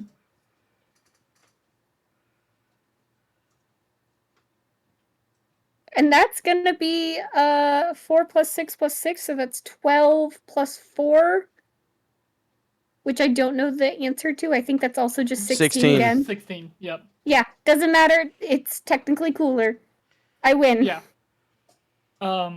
You shoot at the seemingly child, and it gives out a cry that's overshadowed by the roar that like rattles the balls in the room. And Oh, my balls. Shut up. No. Listen, we already offered to have this talk, so. Cannot say that in Eugene voice. Illegal. I can say whatever I want. It's my throat. coming up out of the layer of debris and balls and like refuge from the. I'm glad we're all adults. Oh, yeah. From the rebellion. I'm sorry. When Jim said I can do whatever I want, it's my throat, I literally unmuted and then muted back because I was like, I need to have some kind of Yeah, I know I also verbally paused because I was going to say something too. Anyway. Yes, so you see the Myrmidon come out from the debris and balls. Stop it. And just as a reminder for what the Myrmidon looks like, in the VC text, there you go. Jask, I'm going to require you to say spherical objects every time you say it, because otherwise I'm not going to make it through. Balls.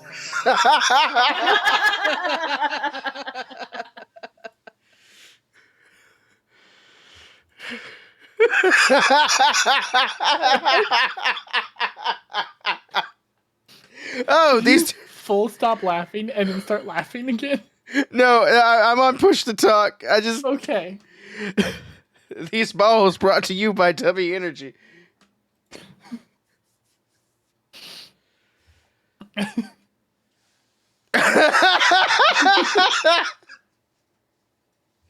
Okay, go. Let's get Go. initiatives now. It reminds me of the power word "come" thing that I was telling you guys about. Yes. Once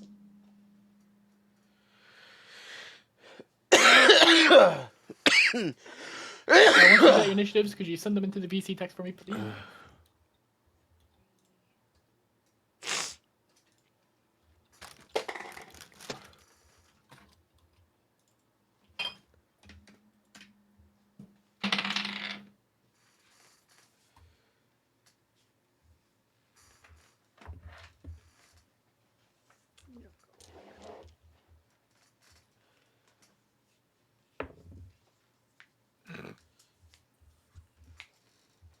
Dice about to go to the dice jail.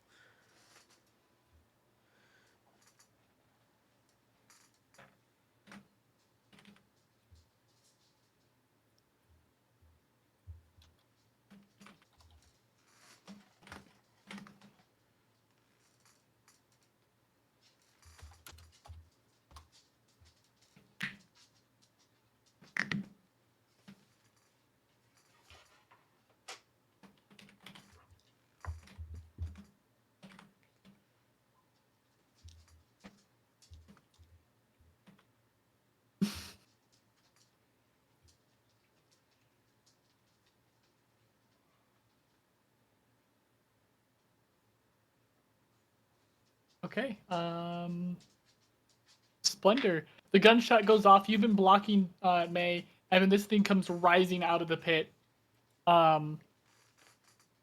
It is your turn first, as you get to go. Okay.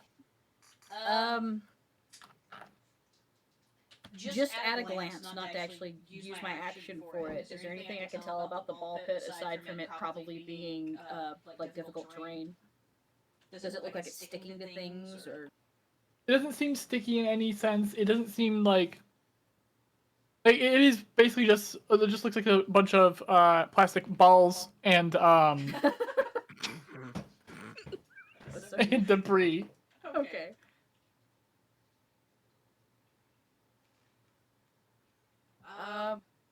Shoot, I can't run across water or anything yet. I'm trying to think if I've got anything that's range, because it's still a fair distance away from us, yes?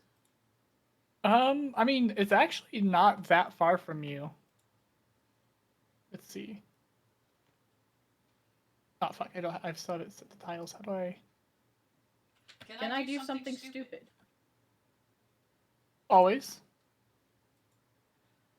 Can I run and try to jump on it?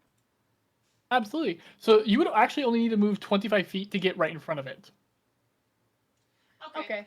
Maybe I'll do that first, see how the footing treats me, and then attempt to jump on it. Yeah. So you go 5, 10, 15, 20, 25. And you find that you are actually moving through these balls just fine. They are not difficult terrain. They're only up to like most of the way up your shin. Nice. All right. It does feel like solid ground underneath, though. Yep. Sweet. Okay, then I am going to roll to hit. Just gonna good old punch it. You punch twice. First one is 22 to hit, and 23 to hit. Both hit. Okay. Looking for my D8.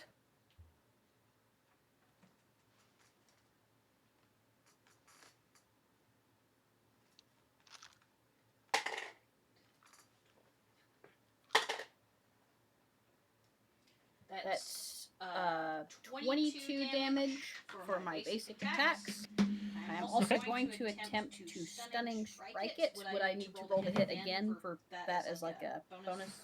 No, stunning strike is just something you tack onto an attack. Right. Okay. Yeah, you have a save DC. So it is going to get a 22 for its save on stunning strike. Oh gosh. Which is bigger than what yours is. Yeah, that's.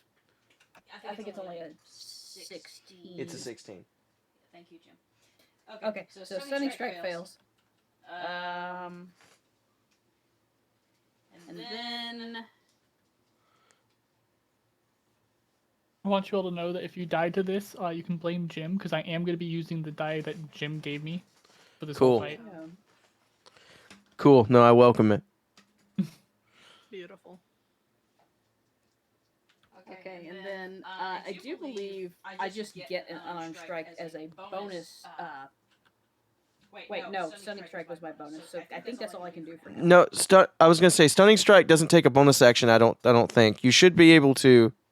Are you sure? I'm like 90% certain Stunning Strike is just something you freely tack on. Okay. Then I did 2 attacks. Stunning Strike is just a weird extra, and now I'm going to do my bonus. Is 20 to hit. 20 does hit.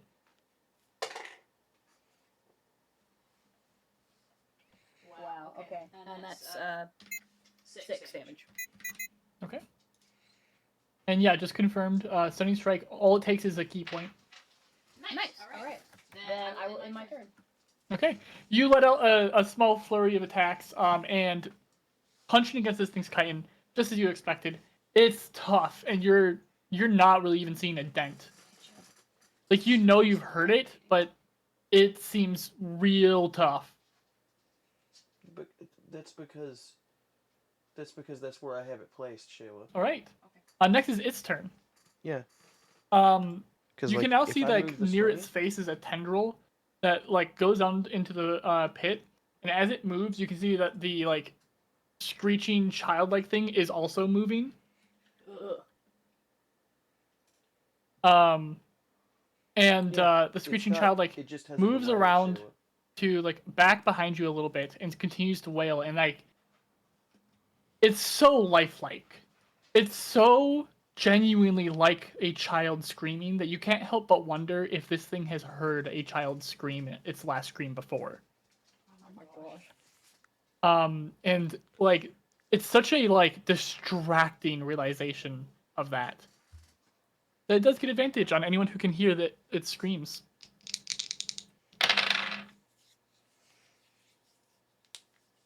So that is going to be where's the claw? There's the claw. 18 to hit for the first attack on you, Splendor. For some reason I've got my AC marked down as boosted, but... Jim, what's my AC? Your AC, what are you wearing? Because you have your unarmored defense. Yeah. So it should be... Is that 10... the +1 to the AC? Yeah, it looks like it. It should be... Yeah, that's permanent +1. It should be 10... sold her soul. It should be 10 plus your dex plus whiz plus 1 from May. Okay, then that would make it 19. Okay. Second attack is going to be a 26. Oh, yeah, that hits. All right. And because it had advantage on you, it has sneak attack damage. Okay. So, hold on. I do not have enough d6s on my table, so let me find my vial of d6s.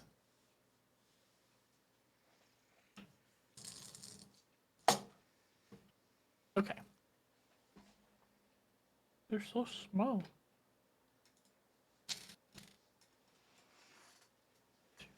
4 and 5.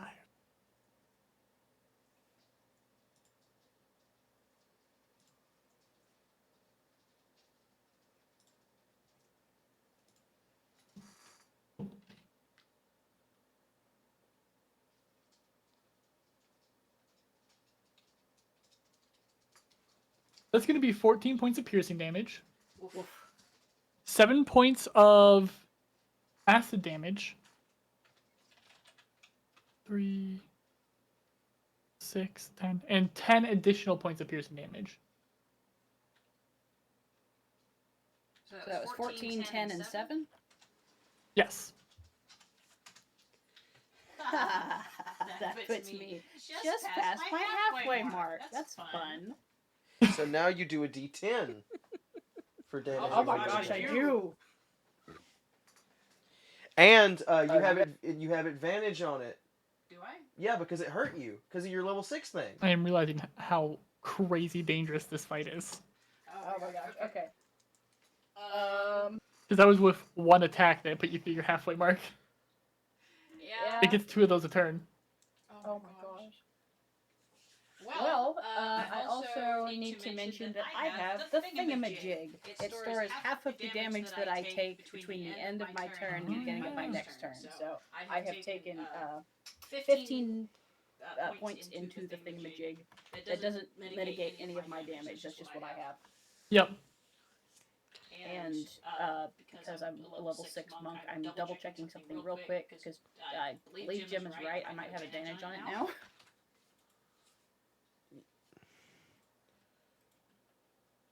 Yeah, you need to look at your Way of Pride abilities. That's what I'm doing.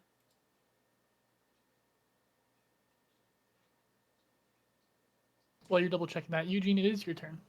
Okay, so what I'm gonna do is let me move my shit around. Let me move my stuff around here. Hold on. I'm going to move into the room. Boop. And I'm going to activate my Azamar thing, so I'm flying, and I'm going to fly 10 feet up in the air. Mm-hmm. So I don't know if you could make me flying 10 feet up, but Yeah, give me just a moment. you're good. You now have flying enabled, so you can do the flying yourself. Okay, but once I'm flying and in the air, I'm going to swoop down and make 2 attacks on this thing with the party pooper. Okay. Oh, no, wait. Casting my wings is an action. So I'm going to do my wings and then do Shield of Fate. So my AC is 23, and then I'm going to pass turn. Okay. And I'll be floating 10 feet in the air. May, it is your turn. Cool. So May is going to cast Silence around this, like, around the creature. All right. Nice. Because I think that May's like, yo, this screaming, I don't know if she realizes that it's like, hey, the screaming is giving advantage, but it's like the screaming, I cannot focus. Yeah. Yeah, so she casts that. Let's see here. Do you happen to know the radius on silence? So I'm just looking, it's a 20-foot radius. I'm going to focus it on the creature. And the range is 120 feet. Or I'm going to focus it on the, like, tail, like the baby. On the baby. Okay, I was going to ask the different, because that does make a difference here. Yeah.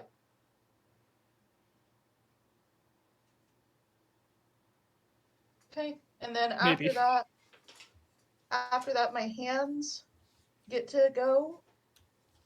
And so what they're gonna do is, I think it's a melee weapon I have to use.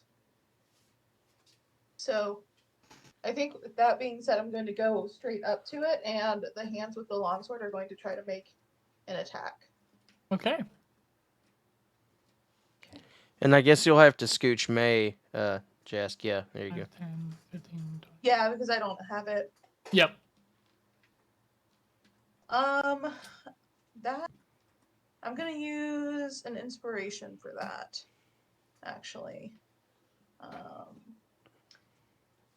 Because I don't want Splendor to die. That's better. 28 to hit. 28 absolutely hits. Did you figure your stuff out? Yeah. Okay. Thank you. Okay, I was just making sure And because I have it. Does it have? I don't know. I'm gonna have to look at it. I think that, like, it's just regular damage. It's not special because it's okay. So, and that does 12 damage. Got it. You sink your sword into the chitin. Once again, you're definitely doing damage to it, but this thing is so beefy. Yeah, absolutely. It seems largely unfazed. Yeah. And then as a bonus action, I think I'm going to go ahead and turn to Calamity and be like, what? Good luck. Wait, can I even hear that? No, of you the can't. silence? Yeah. You see, Is it on the tail or is it? Am I? So If I the silence affects everything in a large radius. I checked the radius, and it is almost the entirety of the combat area. okay. So can I do a thumbs up with it? Can that be Yeah. inspiring? Yeah. Yeah. Oh, Silent love that. inspiration. it's just like pantomiming. All four hands. Thumbs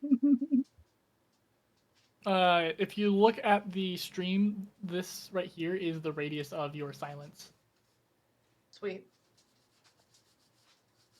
Terrifying. All right. After May is Calamity.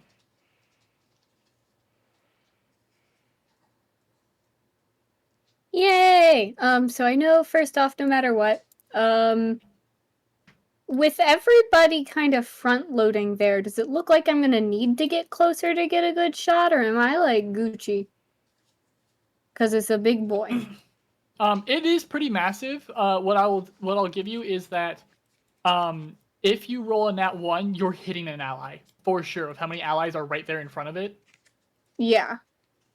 Normally, I don't like to punish the other players for one's bad rolls, but like, you are shooting a blunderbuss full of whatever you could fucking fit in there Yeah. at a creature where there's a bunch of friends in front of it. I mean, like, I could move. It literally hurts nothing if I do move. I'm just like, I don't know if I want to. That's a very nice little wall that they've got going on, you know? Yeah. Yeah. So just don't roll a 1. Yeah. Yeah. That makes sense. It's just that easy. Don't roll a 1. Yeah. Like, I literally think I have, because it'd be like 5, 10, 15, 20, 25, 30. Oh, I couldn't get where I want to anyway, so why bother? I'm glad you automatically put her flying. That said, I think we'll get a bit closer. Like, that's 5, 10, 15. We're not entering the room. We're just gonna get, like, at the doors.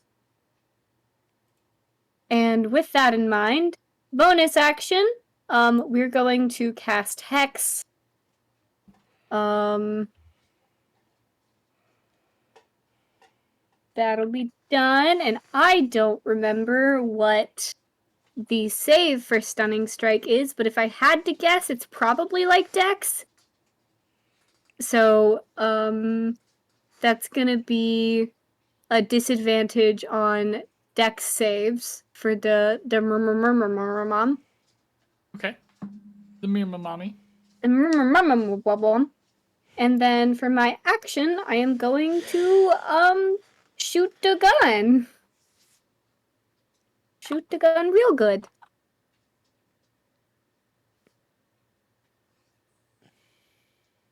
That's a 19 for the first one. Do I still get 2 attacks if I used a bonus action? I believe so. What gives you 2 attacks? I think it is Blood Hunter. Just like a thing I get 5th level. Yeah, so it's an extra attack action. Or extra attack whenever you take the attack action, so yes, you get 2 attacks. Okay, cool. 19 hits, by the way. Yay! And then this'll a nat 20. Oh man. Shit. Sick. Calamity came for Thick. murder. Calamity's not here for blood. I mean, that's nothing new, I guess. Beep, you make me so proud. Uh, Rolling natural 20s and doing D12s. Only character I would ever want to do damage on. So that's gonna be a D6 for the blood right, and then a something. D6 necrotic for the hex. This is the first one. It's not the nat 20. Yep. That's we're re-rolling that 2 for the blood right. That sure is a number. 5 plus 7 plus 4 plus 6. I don't know what that would be. So 11, 12, 13, 14, 15, 16, 17, 18, 19, 22. 20, 22. Yep. Again? Got it. Why does it matter? Why would I ever re-roll the blood right? Whatever. So what am I? How are we doing the So- crit damage? I'm shifting my crit rules to like match all across the board. So crit damage is max damage you could roll on your normal dice, plus you also get to roll your dice. That's so much math. I'm mad at you. So 12 Um, plus 12 well, plus a d12, right? I have 2d12, so that's 24, Holy crap. and And then Roll a 2d12. what? Okay, hold on. No, hold on. 'cause Let's there's- break this down. Normally, how much does the gun My do? brain. 2d12. Okay, Plus so that's 4. So that's 24 plus 4. So that's Mhm. 28. Also, how much does your right do? 6. 6. A d6. So that's Yeah. just 6. So 28, 29, 30, 31, 32, 33, 34. Your hex also does 6. a d6, so 6. That is now 40. I hate it here. And then, And then I roll again. and then you roll again, yeah. And add that, and I already have the 40, so just tell me what you've rolled. Okay.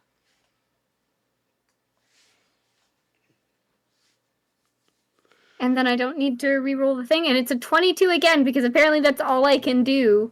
We like consistency. It's good. Yes, it's bonus action, action. On this day, Beep did 62 damage. I am so proud. I am so proud of you. That gave me the tinglies, okay? I'm glad you felt something about that.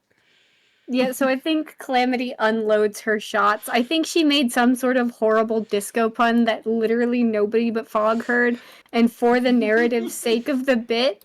Oh wait, no, not even Fogg would hear it, because she's now in the circle, isn't she? Yep, she's now in the I'm circle. pretty sure. Nobody heard it. Good, I'm not telling any of you what it would be. You're gonna die with Um, disco. And Looks yeah, like we're gonna start a panic at the disco. you'll never know. Brown splendor. 2 completely muted thumps of the gun later. Huge chunks of the chitin have been blown away. A thick, viscous goo oozing from the wounds. Horrifying. I guess that's Calamity's turn. Okay. Thanks, Fogg. Calamity. Can Fog even pass Calamity? Yeah. Okay. You're a larger creature. You can pass over smaller creatures. Okay. I wasn't sure. Yep. So yeah, so Fog is going to enter the room because yes. Mhm. Let's have 2 big ass creatures in the same tiny little space. Didn't realize this was Genie's lamp. And Fog is going to do a claw strike at the creature. And is this creature below its maximum HP? Yeah, it's taken a single point of damage at least. Yeah, Calamity just made sure of that. Awesome. Also not on the right page. That was dumb. So we're gonna... My d20 has gone missing. No, we're not gonna roll at you because you've been betraying me. So we're gonna make a claw attack at this. Or do we? Sorry, hold on. I said that, but then I was like, wait a minute.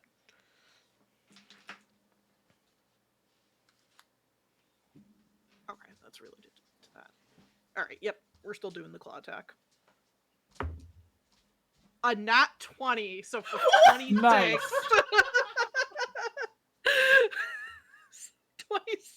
26 to hit with a nat 20. Oh god, this... Hold on, bear with me, guys. This is a lot of my brain has to process. I was have not a- expecting the nat 20. I have a calculator ready if assistance is needed. Oh, I also have a calculator. I just have to remember everything. And I was a dummy and I didn't do Hunter's Mark beforehand. Oh well. So we're going to. That is a 1d4 plus 6 for that attack. So why do I have the d8? That's the wrong dice. Wait, no, it's not. I need that.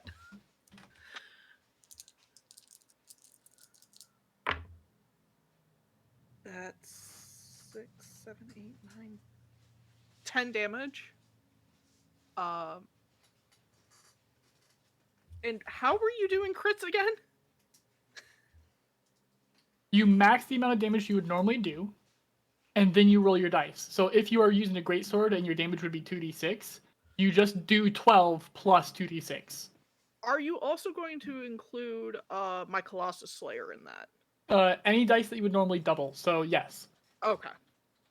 So that'd be 4, 6, 8. Calculator.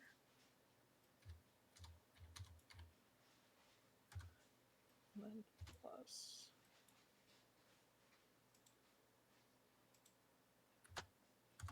That'd be 28 damage. All right, got it. All right.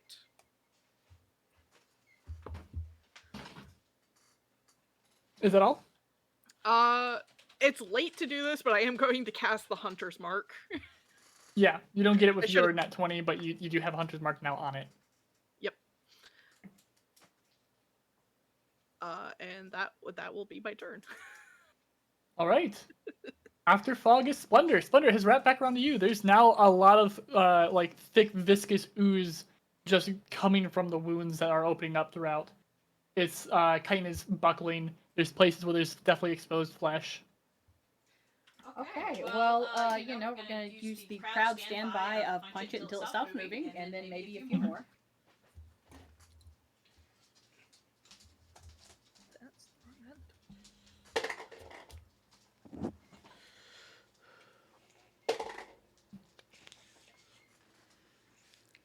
Oh, I didn't roll very well on that one. So that's an 18 18 hits. and a 13. 13 misses. Okay, one hit. That is, oh, I gotta do a d10 now.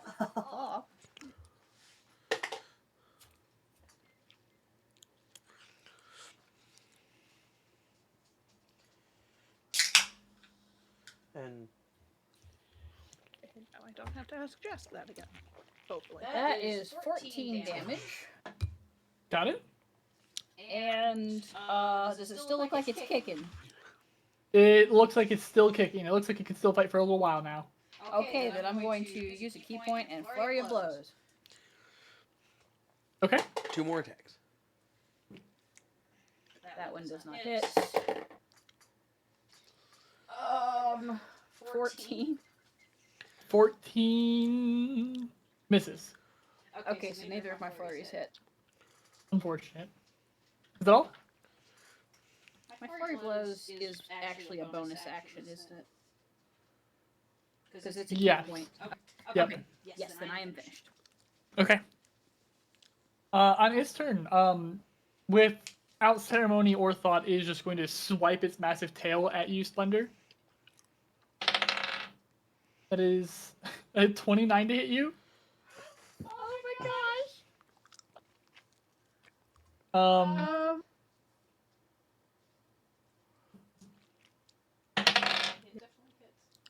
For 15 points of bludgeoning damage. Oof. And as this fucking paddle of a tail hits across your head, I need you to make me a Constitution saving throw. Alright.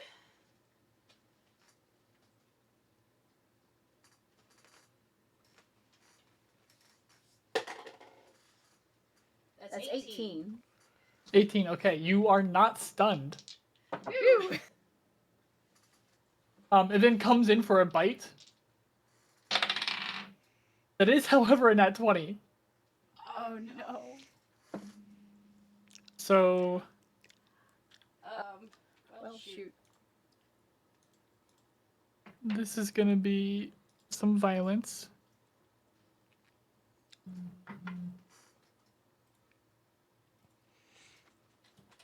Ah! Oh no, what happened? I dropped a die. Oh. All right.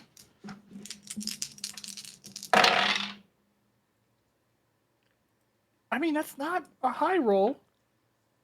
So let's see. I got a question to ask. Shield is a reaction spell, isn't it? It is, but it can't stop on that 20. Okay. Well, I don't think it stops in that 20. It just gives me a bonus to AC. Well, that doesn't buffer the damage, does it? No, it doesn't. Okay. Never mind then. 12 plus 8 is 20. Plus 6 is 26. 29. 32 points of damage to you. Oh, I am definitely down. It's not double my max hit points, so I'm not actually dead, but... Yep. You are knocked unconscious. You see Splendor like disappear under the ball pit. As they are bitten into, and like acid leaks across their skin, and you can see it eating at them as they fall into the pit. I might kill one of you yet. How could this happen to me? Next is Eugene. As soon as I see that, I'm a dip down to where I saw Splendor die from. Yeah. And I'm going to cure wounds at 2nd level. Okay. If I can find Splendor. Yeah, you can find, like, you saw where they went down. You can easily just stick your hands in there. They are a broader person. You're going to find them Okay.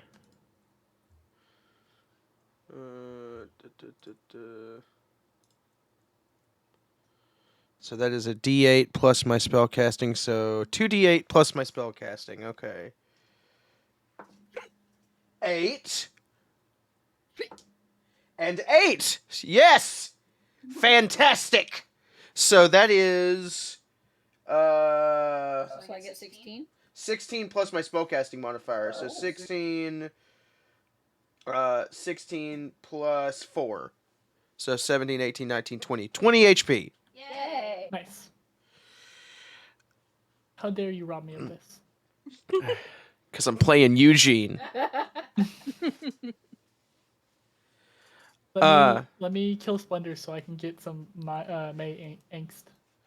Oh my goodness, the angst would be very. And then I'm a bonus action smack this motherfucker with my shield. Shield Master, knock it prone. That's an athletics check, right? I think Shield Master requires you to have made an attack first. Oh, does it? Let me double check that, because if you take an attack on your turn, you can use a bonus action to try to shove.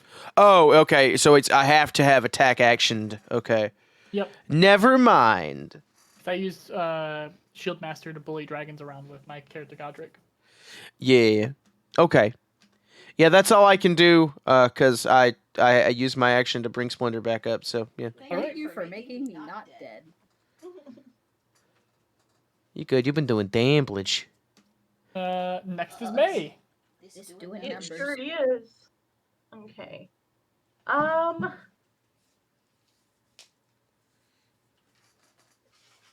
So I have something I'd like to do, if it's cool. I'd like to climb up this thing. Okay. And get like to the tail. All right. Thank you very much.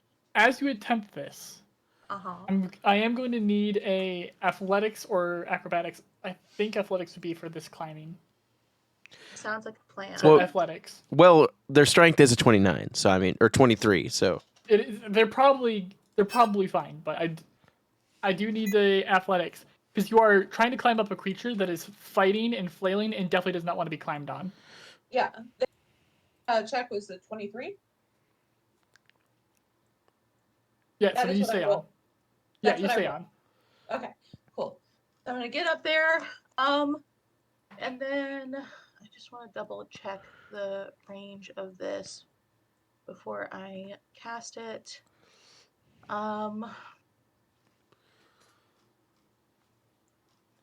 Okay.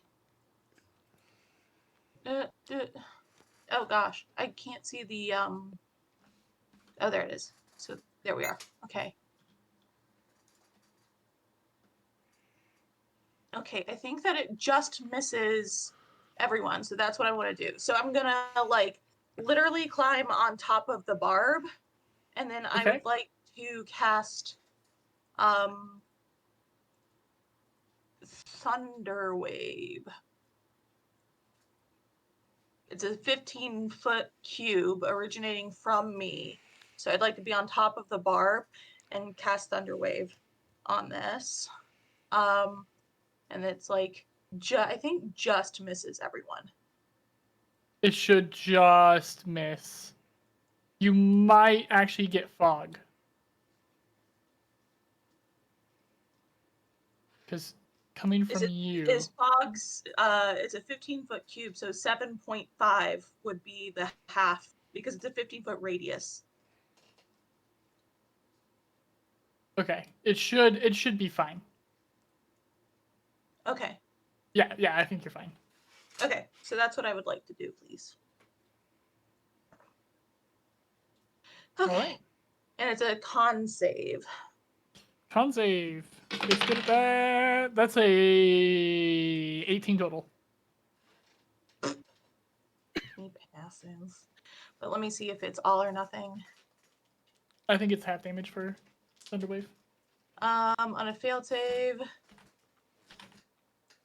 What save are I they got a rolling? question. Yeah, half damage. What's up? If If it's thunder, depending on the type of damage it deals, aren't we still in the sphere of silence? Yeah, but it's not a sound, so Yeah, it's not a It's a sound. force. Okay. Shatter, yeah, shatter is a sound, but thunder is just a force. Gotcha. Yep. So, Ooh!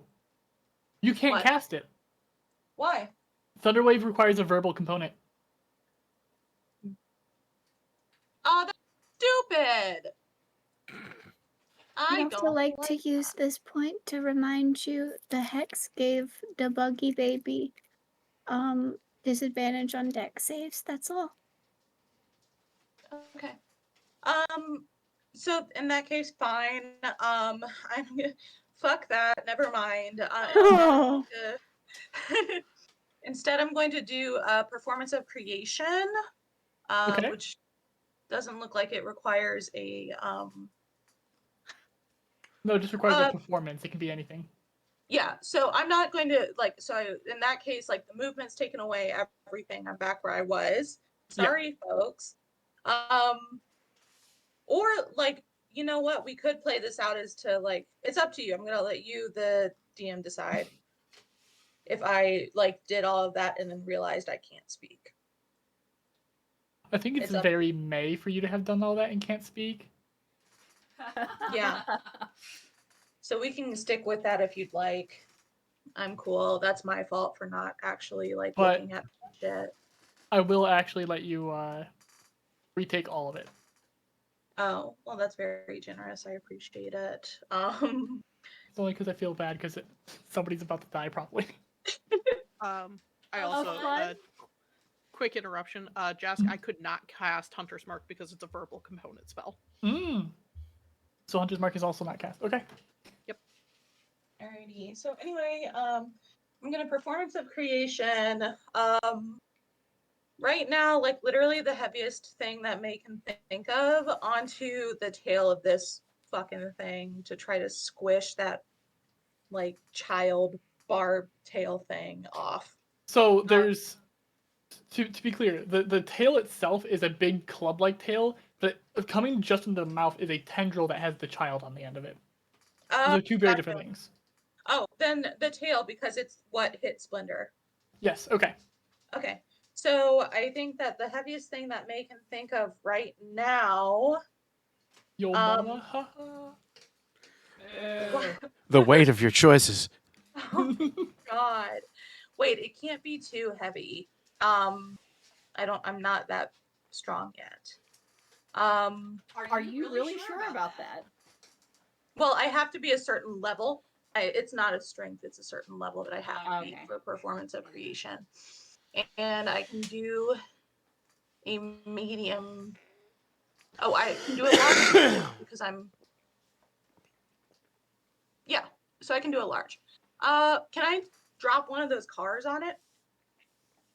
Would that be considered large? Yeah, absolutely. Okay, I'd like to drop a car on it, please. Okay. Now, by a car, what exactly are you meaning by that? The thing that we drove around that's The fog clown had- cars, okay. Yeah.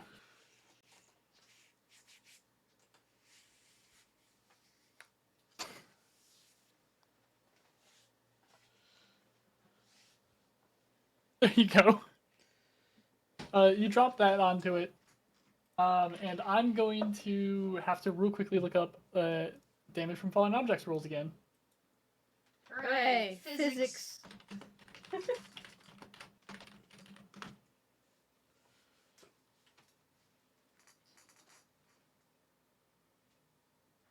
How high up do you put it? As high as I can. I really So want that'd it be to like. 30 feet up. Okay, yeah, 30 feet up it forms. All right.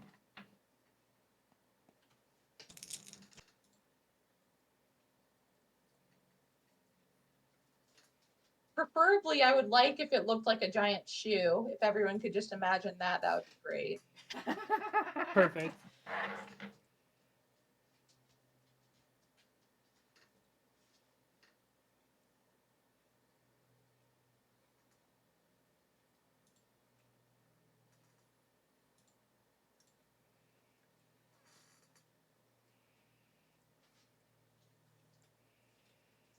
Okay. And then just in the meantime, while we're figuring that out to finish things off, I'm going to leave the sphere because I realize all of my verbal shit is fucked. Whoa. And then cast Healing Word onto Splendor. All right. Let me just double check. I fall down mostly dead, but I come up like fully caffeinated. Like, man. How much do you heal You them get, I heal Splendor for 10. 10 is perfect. I'm still in range. for? Okay.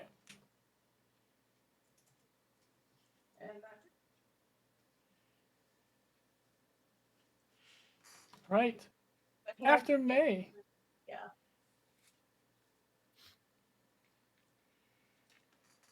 After May is Calamity. So I could just brainlessly do the same thing I did before. However, I'm feeling an urge of chaos. What is the immediate thing on the floor that I could shove into this fucking gun? Probably a few of those plastic balls. Yeah, let's do it. I want to see what happens. All right.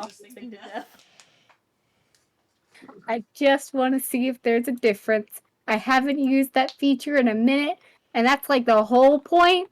And also, it'd be kind of funny if I got a nat 1 right now. I want to hit you guys with an airsoft. I come up and I immediately go back down.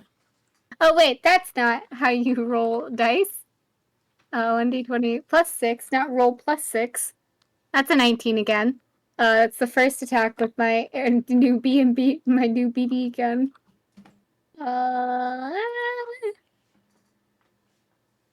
Here's the second one. That's an 11. That probably won't hit, but I'm going to use the inspiration because I think you can use it on an attack roll. Yes, Yeah. no, maybe so? Cool. Yes, you, That's yes, a you can. D8? No. So, I really hate that they have Bardic Inspiration and Inspiration. Inspiration is you just get to re-roll. Yeah. What about So you get Bardic the- Inspiration? Bardic Inspiration gives you a D8, but like a normal point of inspiration just lets you re-roll a D20. Yeah, I'm using Bardic Inspiration Okay, because I okay. got it from May. Yeah. So with the 6 then, that's 17. So 19, 17. Okay. So as these balls are fired out of your gun and they smash against this thing and they crack open like an egg, Oh, you no! are reminded. Problems! You are reminded what these balls are. Maybe they're hungry. Some bugs eat their moms. You're welcome. I'm your mom now. I hatched you. Forcibly, but I hatched you. Do I roll any damage? You do roll. It is going to be 1d12 per, and it's bludgeoning damage instead of piercing. Okay. So it'd be like 1d12 plus 4. Yeah. Yeah, and then the d6. Mhm. And then the d6. So that again? I'm Should you get another re-rolling that 22? 6 because mathematically this has to change, right? If I re-roll the fire one. I guess not. Here's the second one. That's cool. I am so confused by math. This frustrates me on a personal level. Beep, not used to doing damage. Jim, just glad to be alive. Okay. And I can't re-roll the second one because I've decided the first thing is always going to be the Rite of Flames. So that's going to be a 22 and an 18. Why am I always rolling 22s? I'm gonna send you a shirt with the number 22 on it. Don't. I'm sad. I just want a different number. I'm glad for the 18. Beep, if you roll 3 more 22s in this fight, I will get the number 22 tattooed on my body somewhere. I'm serious. I will do Okay, it. that's actually really funny. I'm committed now. Let's see how this goes. Did they survive the impact? They do. You know what? Good for them. That's very girl boss. Addendum, Jim can't get that tattoo because I'm pretty sure that's a hate symbol, but we'll pretend. Oh. Can I get the word 22? Probably not. Even How that about- might. I will tape a piece of paper with 22 written on it on your forehead, and you have to string with that. Okay. As what you see hatching from the eggs are popcorn swarms. Oops. Oh gosh. This is like when you smash a spider that's carrying babies. Mm-hmm. Except for you smashed it with its own babies. It's a little funny. I'm only a little bit sorry. I'm so sorry, actually. Don't apologize. They will enter into the turn order directly after Calamity. Yeah. They're my babies now. I'm just gonna keep telling myself that. I adopted them. They're replacing my cats. I will name them Ari and Faye. Now you've got to roll animal handling on every 10 to the 8 hours.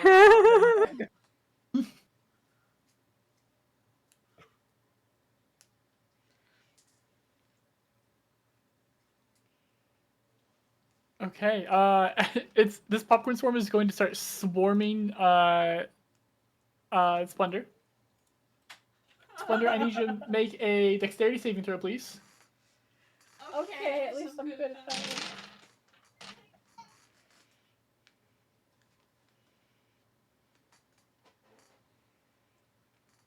Jim, do I add my proficiency or just dex?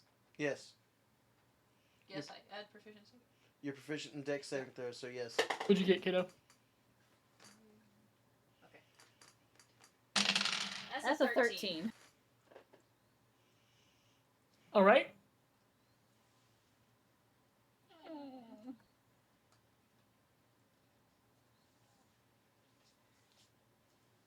That is going to be 26 points of damage to you.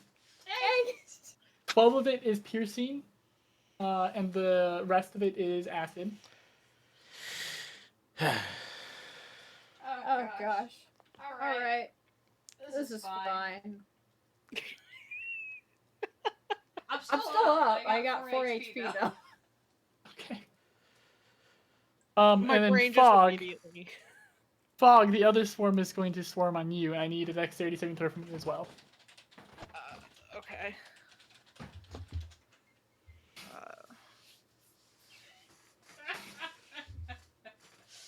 That'd be 19. Okay. You are going to take 5 piercing, and 7. No, sorry, 5 piercing and 3. I don't know why I was thinking 7. 5 piercing and 3 acid. Okay. Done. All right. Next is you, Fog. You get to go. You have a swarm of popcorn creatures like swirling all around you, and you have the big old monster in front of you. Yeah. I want to do something dumb for the bit, but I simultaneously know it's a bad idea. But I just want Fog to like try to like essentially like go to chomp at it like a dog would a bee. With the popcorn swarm? Yeah. All right, make an attack roll. I mean, this is going to be an attack action. Yeah. Actually, so here's the thing, right? Yeah. The popcorn swarm's entire goal is to be 8. You do not need to make an attack roll. In trying to eat these things, they just swarm into your mouth and get 8. Oh. Okay. Well, this could be interesting. What's the worst that could happen? Says me. This sounds like a philosophical sort of. So, make me a Constitution saving throw. Okay. Con save. Please roll high. That's not high. That's an 11. I can read. Okay. You start coughing. You ever ate popcorn and you have a kernel like stuck in the back of your throat? Yeah, it's like my one thing I hate about popcorn, besides it being stuck in my teeth. You have that sensation right now, and you cannot find a way to dislodge it. It's throttling your uvula. For the duration of this effect, you suffer disadvantage on charisma-based skill checks that involve you speaking. You mean that thing I can't do anyways? Sure, cool. Yeah, I was gonna say you already don't do those. It's fine. But that is just stage 1 of what has happened to you. Oh no. Oh gosh. And that is turn? Yeah. Next is Splendor. Oh wait, hold on. Let me get rid of the little guy. You fully ate him. Oh my gosh. Yum yum yum. Crunchy. Splendor, you also have a popcorn swarm all around you. You have the big beast in front of you. It is your turn. Okay, before I do anything, I did have a question because, of course, I have this thingamajig. It's storing half. It says half the total damage done to you between the end of your turn and the start of your next turn. It does not say that I have to use it, and it doesn't say anything about it not being cumulative. Yeah, so basically all damage that the monster did and also the popcorn swarm did to you is stored in there. Well, half of all that. So I do get to keep both of them. Okay, that was my question.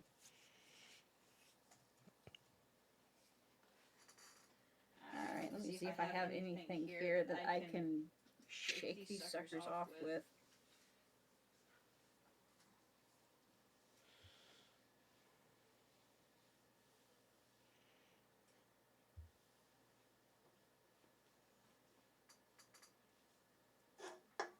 I mean, you could just eat them.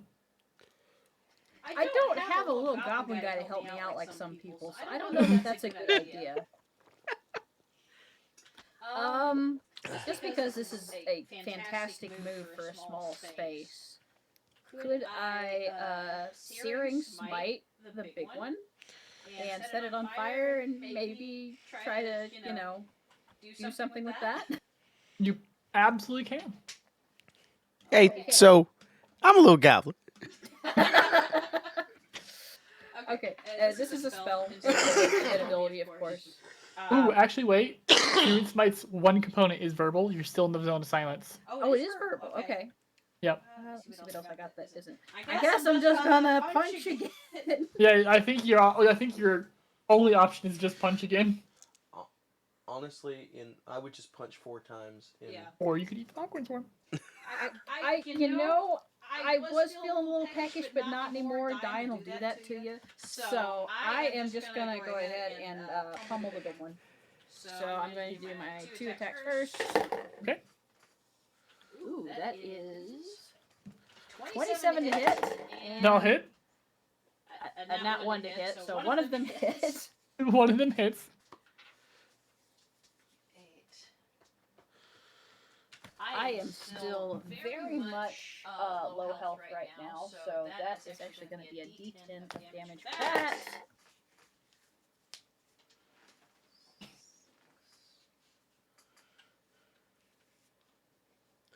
That's 24 damage.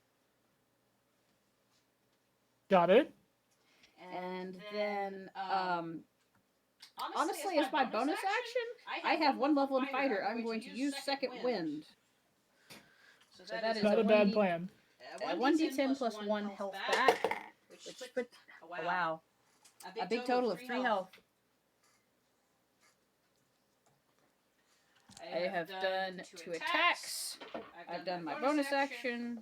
Can I still add stunning strike to the 1 hit? Yes. Oh yeah. Okay, it must succeed on a con saving throw.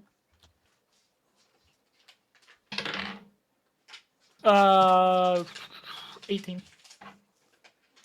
Yeah, that's good. It passes. And that ends my turn. Oh, hang on. Mm-hmm. Let me go ahead. Can I trigger the thingamajig? I'm not sure if that's a bonus. No, it just says on a successful melee or ranged attack, I can unleash the energy as lightning damage. Yeah. So 28 points of damage.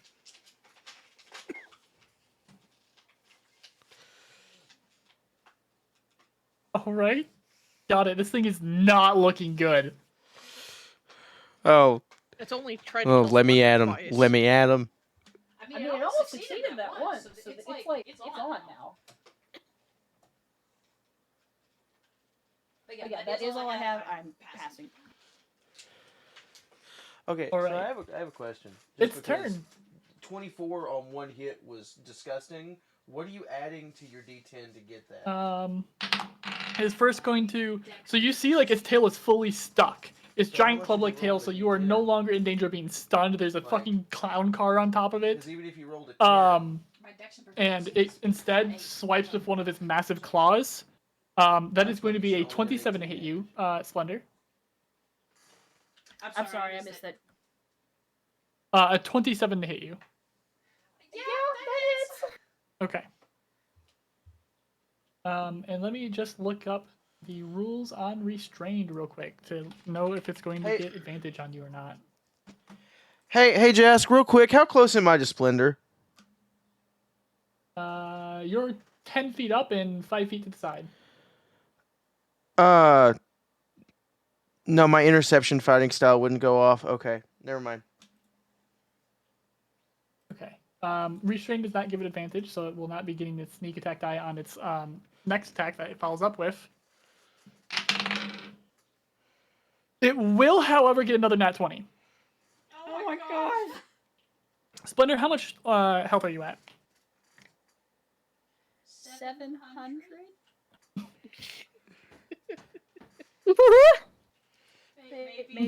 Maybe 700 with a woo. Or is it 7? It might be 7. Okay.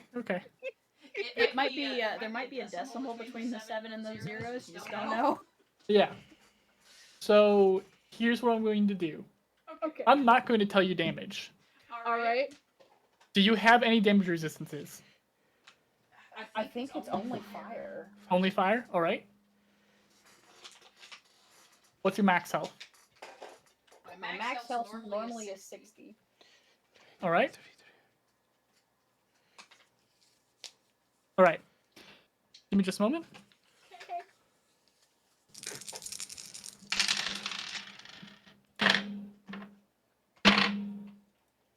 That sounds chunky. Yeah, you didn't need to be so dramatic about that. No, that's the stone dice. Yeah, that's my hematite dice.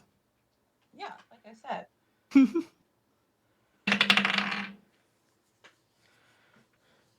Delicious clacky noise. Why are you afraid me? Okay. So what you guys see is it like tries to jerk his tail out from under, but spends no time on that, realizing that it can't, realizing that it's really not. It does not have long. It just whips out lightning fast a claw, grabs Splendor up. You see as they lift it up, the like fight from them just gone. Like Splendor is fully unconscious, even as the claw wraps around and crushes into their body. And then the thing takes a bite out of Splendor and tosses them into the balls. Ooh. The body disappears under the debris and the plastic looking. Now you guys know they're eggs, plastic looking balls.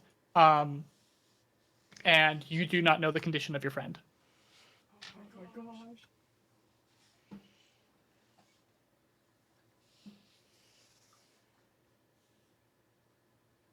gosh. That is, however, its turn. Uh-huh. So, hold on. This popcorn swarm is still here, and also Splendor. We're just going to GM tools, make unique so I can find you later, and hide. Just Just throw her in the trash.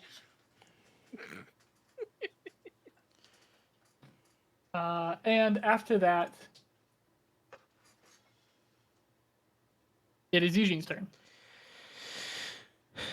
All right. So I can't see Splendor, right? Correct. Splendor is a tiefling. Are tieflings fiends, Jask? They actually are far enough away. I do not think that they count as fiends, but let me double Okay. check. Tiefling.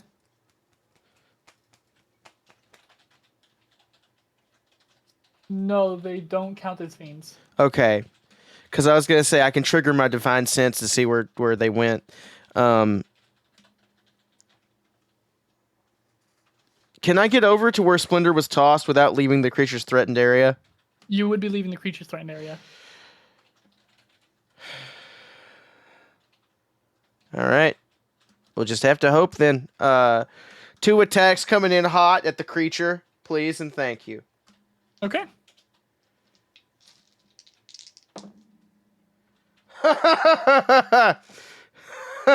Okay, so one of them's a natural 20.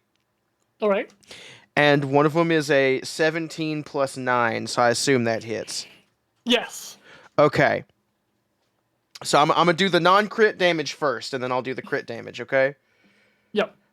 So with the party pooper, hold on, I gotta get the party pooper's damage again. I believe it's also a D8, but I'm gonna see, where's my sheet at? Where'd my sheet go for boy Eugene? Hold on. Yes, it's a D8 plus 5. So let me roll a D8 plus 5. That's 4 plus 5, so 9. I'm going to second level smite on this. So that's 3d8. So 9 plus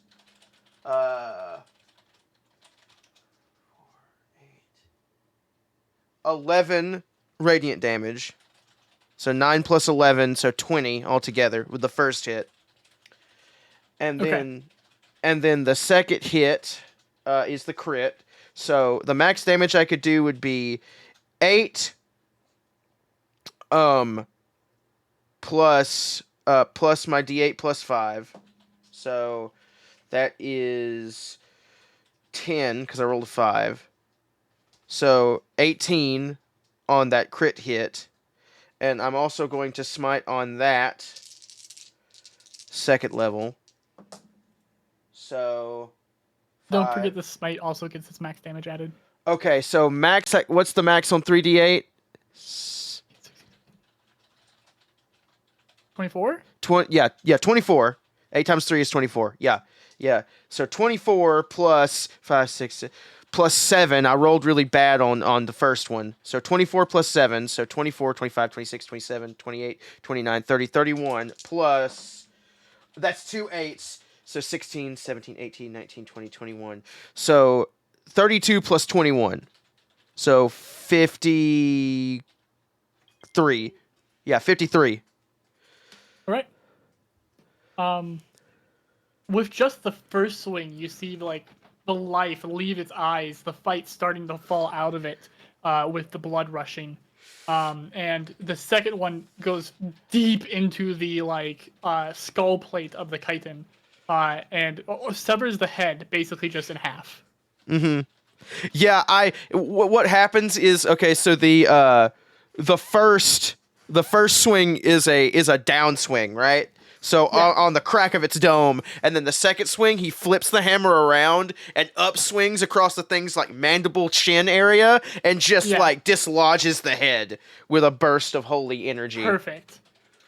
And as this thing dies, the light above you goes out. But I do exude 30 feet of bright light because I'm angel form right now. Okay. And then I am going to use my move action to fly where I think Splendor is. Okay. That is going to be over towards the barrels over here. Yep. And then on subsequent turns, I will be looking for Splendor. All right.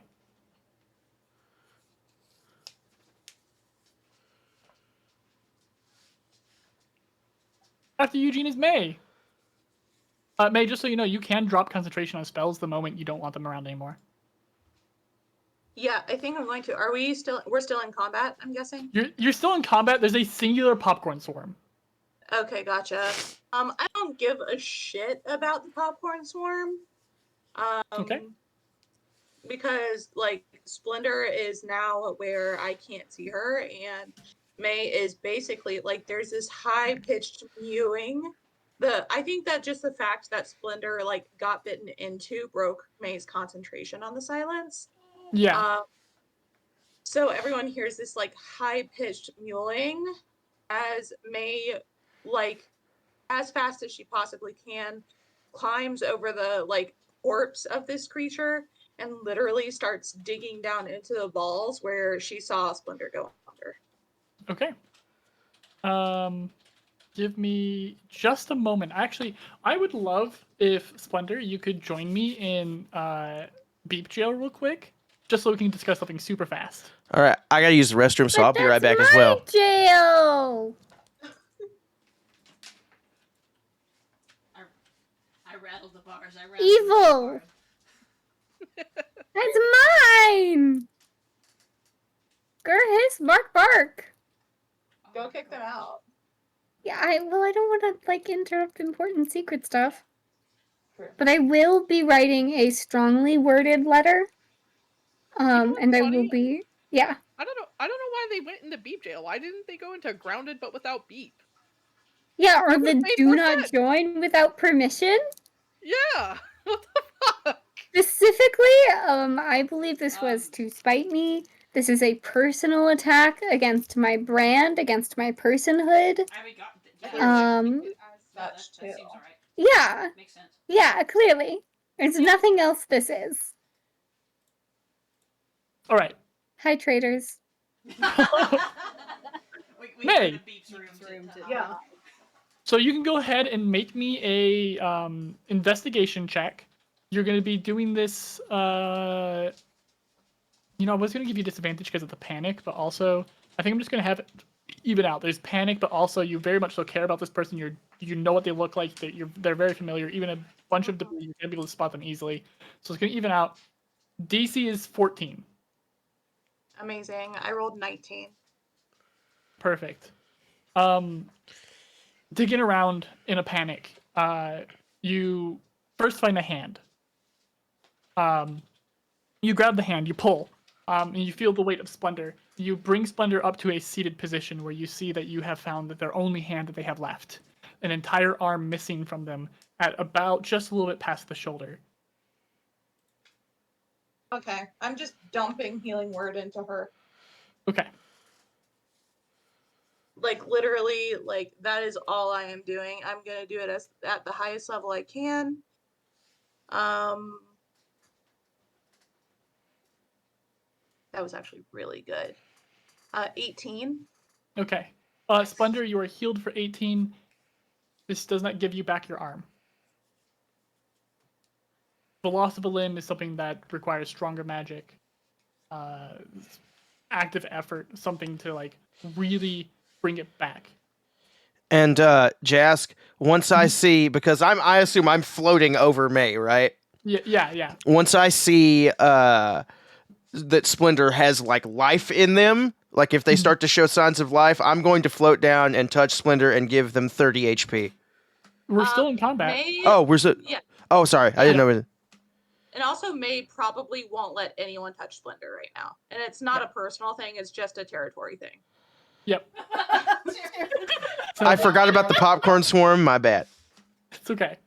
So May, you heal them and you see the like open wound where blood is just leaving the like stump of their left arm. It like stops bleeding. You can still see the raw muscle and stuff. It's like healed over-ish. It's like scabbed. It's in the process of like closing. It's not gonna bleed them out. It's not gonna get infected, but like they still are fully missing their left arm. Gotcha. I'm literally like standing over top of them, protecting them. Okay. Calamity. There's a popcorn swarm. Yeah. Ignoring any guilt that we might be even possibly considering feeling. That's not happening. This isn't our fault. I do not think using a gun on a popcorn swarm is a good idea. I really want to. I'm going to be clear. I think it'd be funny, but there's a time and there's a place. And at this point, Calamity is re-established of the time and place. Yeah. However, I do still want to do something stupid. Because I can't stop myself. Yes. What happens when you cast Infestation on a swarm? Oh my god. I'm going to cast Infestation on this infestation. Bug fight! Bug fight! Bug fight! This is like the story of that guy who trained a rat to be a cannibal and ended up with a rat war in his house. They were squirrels, actually. No, the one I read was rats. Oh, okay. Let me double check what Infestation does. Needs to make a Constitution saving throw, or it takes. I like this. So like a bunch of bugs come like pop up, and they're going to start trying to eat the popcorn. It's like for vibes, and just to make everybody else in the room uncomfortable again, they do look like little schnozzlings. Oh, of course they do. What else would they look like? It's like that Begone Thought meme where the bugs are fighting each other and that one flips the other one. Whoa, schnozzlings be funny. And so my damage for this would be 2d6, right? Yeah. Okay. My DC is 14, so it might pass anyways. They fail. Yes! Stupidity! It's gonna be 2d6, I think is what I said. Mm-hmm. Oh god. Go ahead and give me the damage that you're giving. Mm-hmm. But I'm gonna let you know up front. 6. I'm going to be doubling it, so it's 12. Why? Because the popcorn swarms, anytime somebody tries to eat them, they actively help. No matter the size. Oh, I'm so curious how this will go. I mean, I know it's like magical bugs, right? So like you have a bunch of magical bugs that are roughly the same size as the popcorn swarm, and the swarm's like trying to like nuzzle into it as it's eating.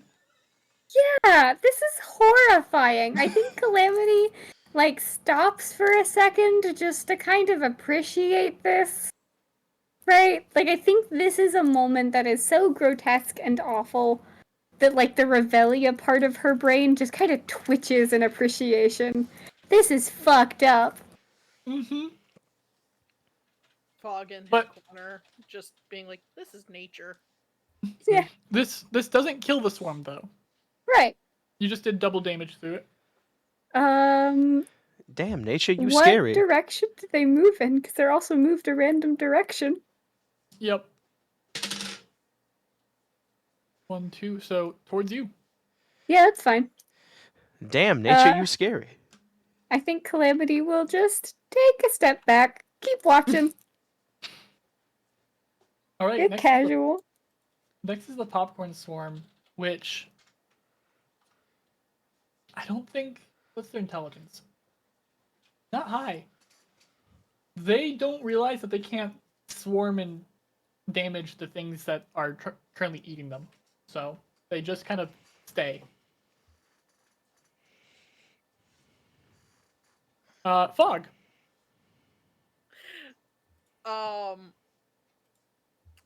Fog is probably going to approach the swarm and swat at it. So that would be what we're gonna do. And I fucking lost. And basically an unarmed strike.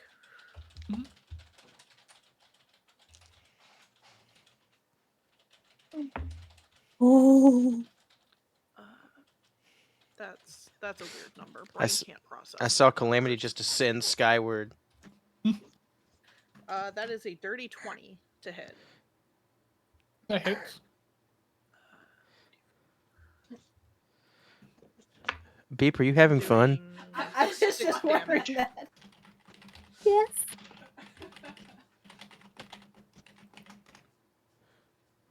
You said 6 damage? Yes. All right. They're looking a little bloody. Their numbers have thinned out. There's much less of them swarming around.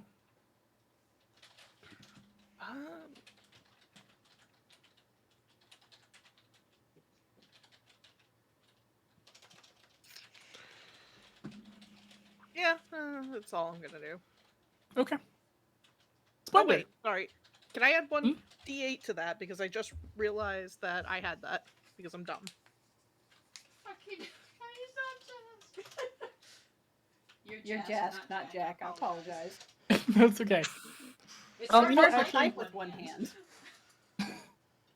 Actually, on the topic of only having one hand, I like narratively getting back to Splinter's turn and the combat being wrapped up. So, Fog, you've clawed these things out of the air. They're done.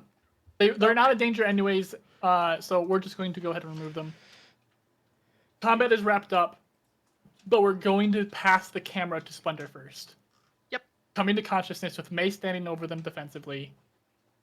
A great pain in their left arm and a sense of something lost. She was up and down and up again. And then when she went down and everything was sort of cold and numb, she remembered the time that she got chased down by the Lich and swore that she'd talked to somebody important to her, but later on had realized that it couldn't have been true because in the Regalia, you're trapped.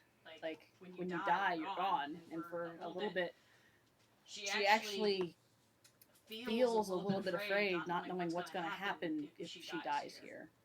But at the same time, there's kind of a relief to it because it's something that she actually can't change. It's out of her control, and it just is.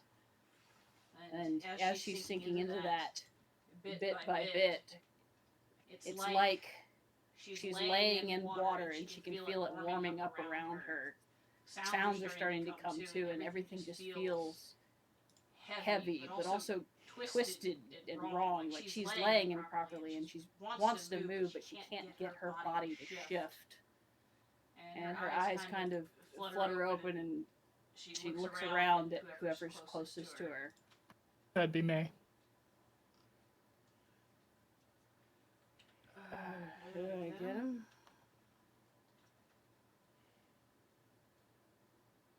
What'd she say? Sorry. Did I get him?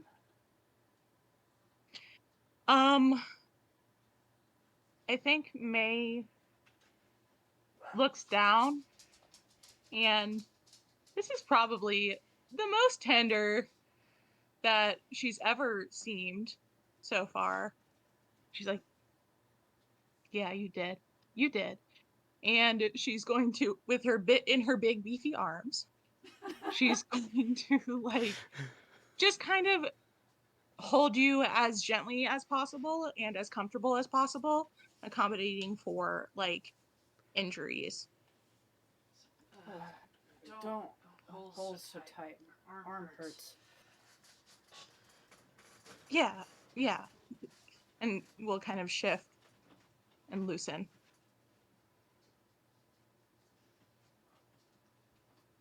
She bobs her head around to kind of look around and because she still looks like she's super groggy, even though her health's back up. Just to get eyes on who is where, just like she always would. But she's also kind of struggling a little bit. Like she's trying to stand up, but of course with May there, she can't really. Another thing of note is, and I don't know how much Splendor might be registering this, but it has gone real fucking dark in here. Oh.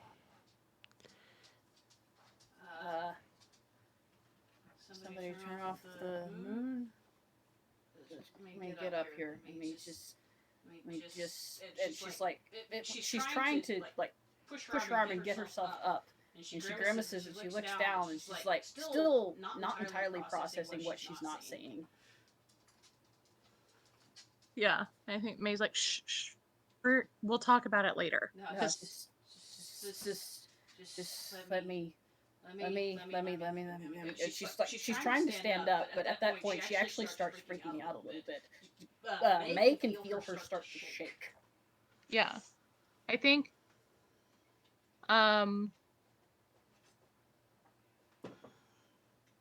I need to point out that Splendor has never looked afraid, and right now she's looking very lost.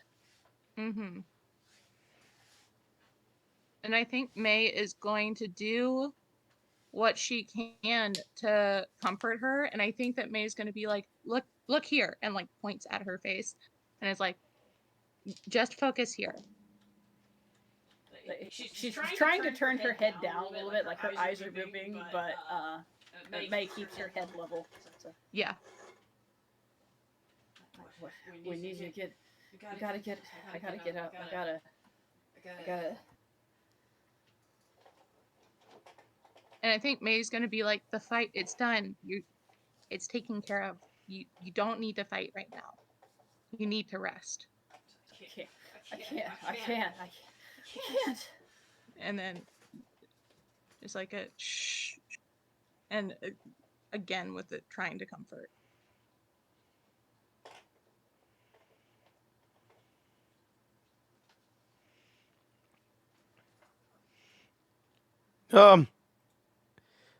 May, I can heal her if.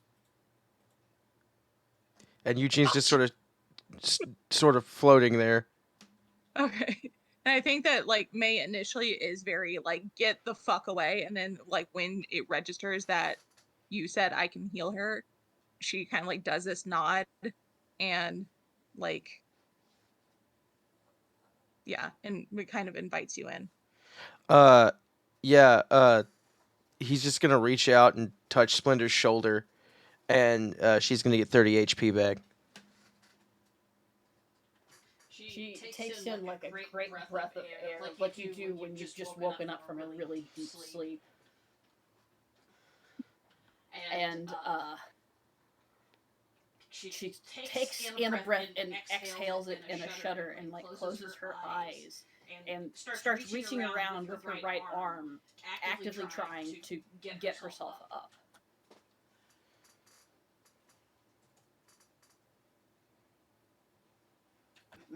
Let go. We gotta get out of here. We gotta get out of here.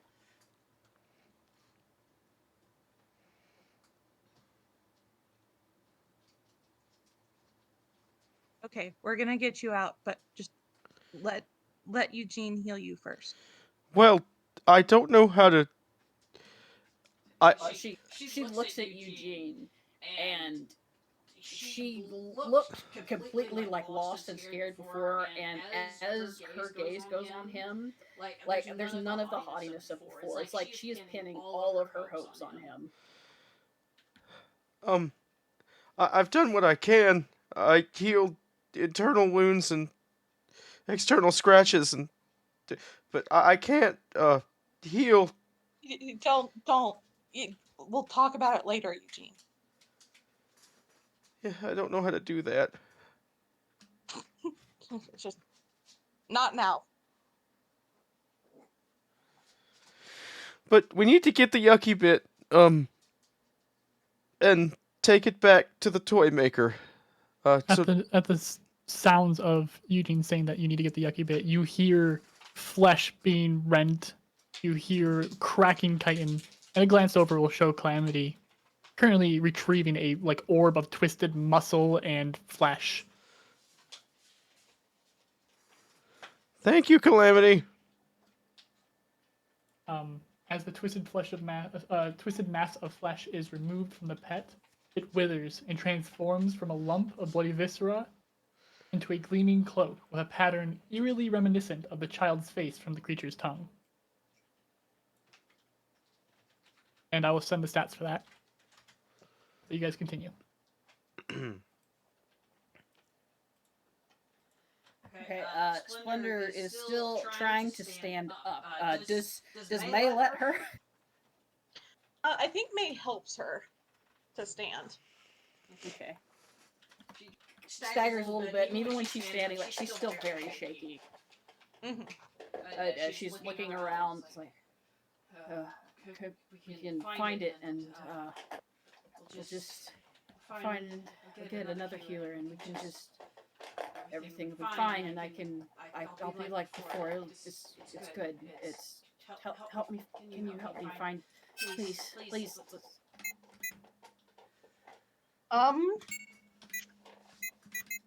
Yeah, I think May's gonna just help her. Yeah, help her look for it. All right. Go ahead and either one of you or both of you make an investigation check. If only one of you is doing it, they make it with advantage. Does May have dark vision? Yeah.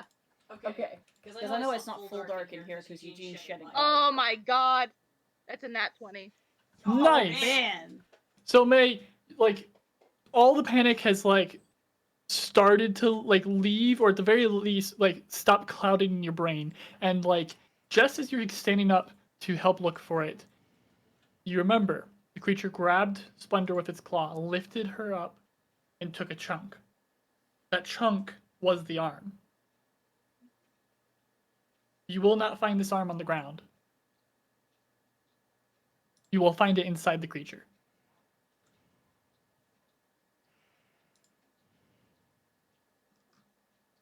Yeah, May's gonna go dig for it. Okay. Splendor stumbles along and follows suit when she realizes what she's doing, and she's got a task to focus on. She just picks another part of the creature, grabs it with the hand that she still has very clumsily, to try and pry its jaw open, sets a foot on the other part of its mouth and tries to wrench it, or at least hold it. The head has fully been removed. You are instead what you're doing is digging into the opened carapace around its stomach and throat. Mm-hmm. And the two of you together, I won't need any rolls. You open up and you do find the remnants of your arm. It was taken whole, but this thing's very bite was doing acid damage. Yeah. And it looks awful.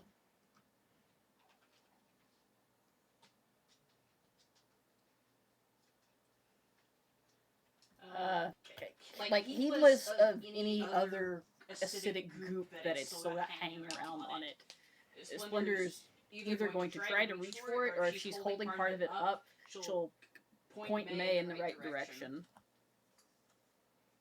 It's there.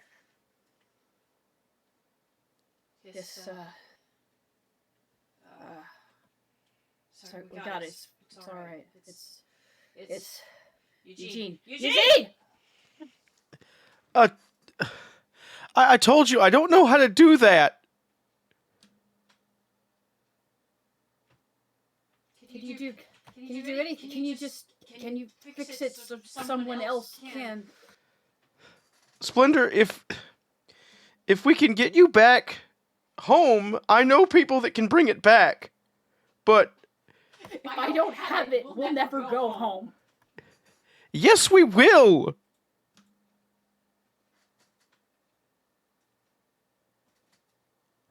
I know plenty of people who've still fought, even after injuries.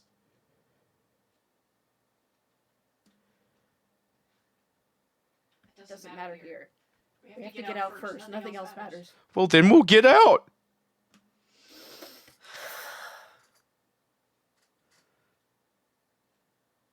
We're so close. We've got almost everything we need. And you're still here. You can still do something, whether you have both your hands or not. You won't help me. I've done everything I can for you. If I could do more, I would. You know I would. She, as he says that, she huffs and turns back to it and starts ripping some extra cloths off of her waist to very clumsily try to wrap it up. Jask, would Spare the Dying do anything to this? It would give it more time to be reattached if it wasn't also already a ruined mess. Yeah. Splendor, if it was more whole, I could maybe stop it from decaying, but that thing's... I don't want your help if you can't fix it. I can do... I've done what I can! Splendor, I don't know... There's no saving it now! Even if we could reattach it, that wouldn't be worth anything to you. As he's talking, she's moving with greater and greater frustration as the claws keep slipping out of her hand and keep twisting out of reach. Until she just growls in frustration and pounds a fist on the floor next to her. Like she's hunched over the ruined remains of her arm. And where she was just shaking before, her whole body is rocking. Like she's trying to hold it in, but she is sobbing in the floor in the dark.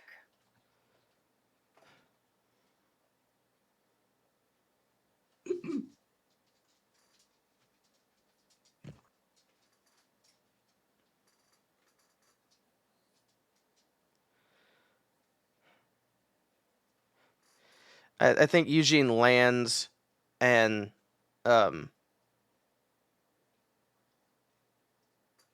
he's standing there and he kneels and he puts the party pooper back on his back. And says, Splinter? She does not answer. I know this is hard. I know this is probably one of the hardest things you've ever had to go through.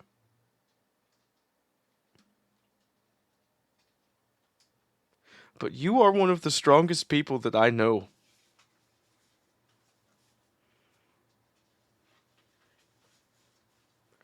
And I promise you that if we can't find someone to fix this, I'll learn how to fix this.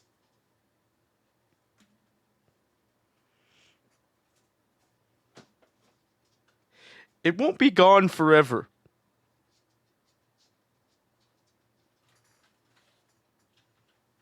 I promise. Now, we need to leave this place. Let's get you back someplace relatively safe, and then maybe we can ask the toy maker if he knows anyone. And no matter how many tickets he needs, I'll get it to him, okay?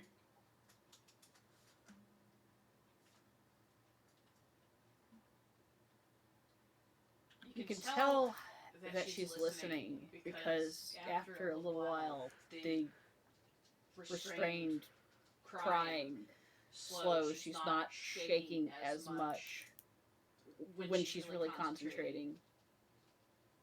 And when it finally subsides, she's just kneeling over on the floor. She straightens up a little bit, but her shoulders, such as they are, sagging, and her hair's a mess, stringing all over her face, and she's clutching the bundle to her chest, looking blankly at the floor where all the goo and acid and her own blood is spread. and it's apparent that her thoughts are like 1,000 miles away, but not what she's thinking of. She leans a little bit to the side where Mayworth is, but she doesn't say anything.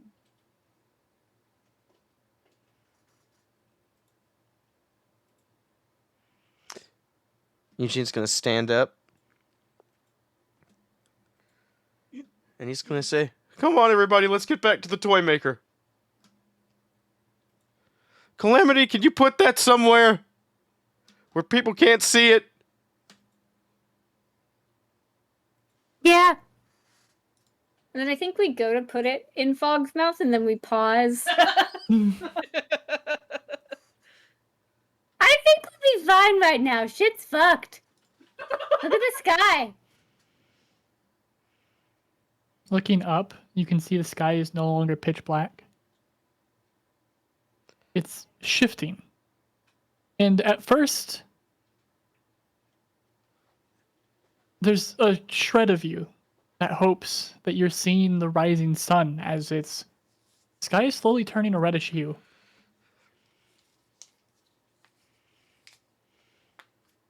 But there's just something not quite right about it. It's too red. There's no oranges and yellows in there. It's just a crimson red.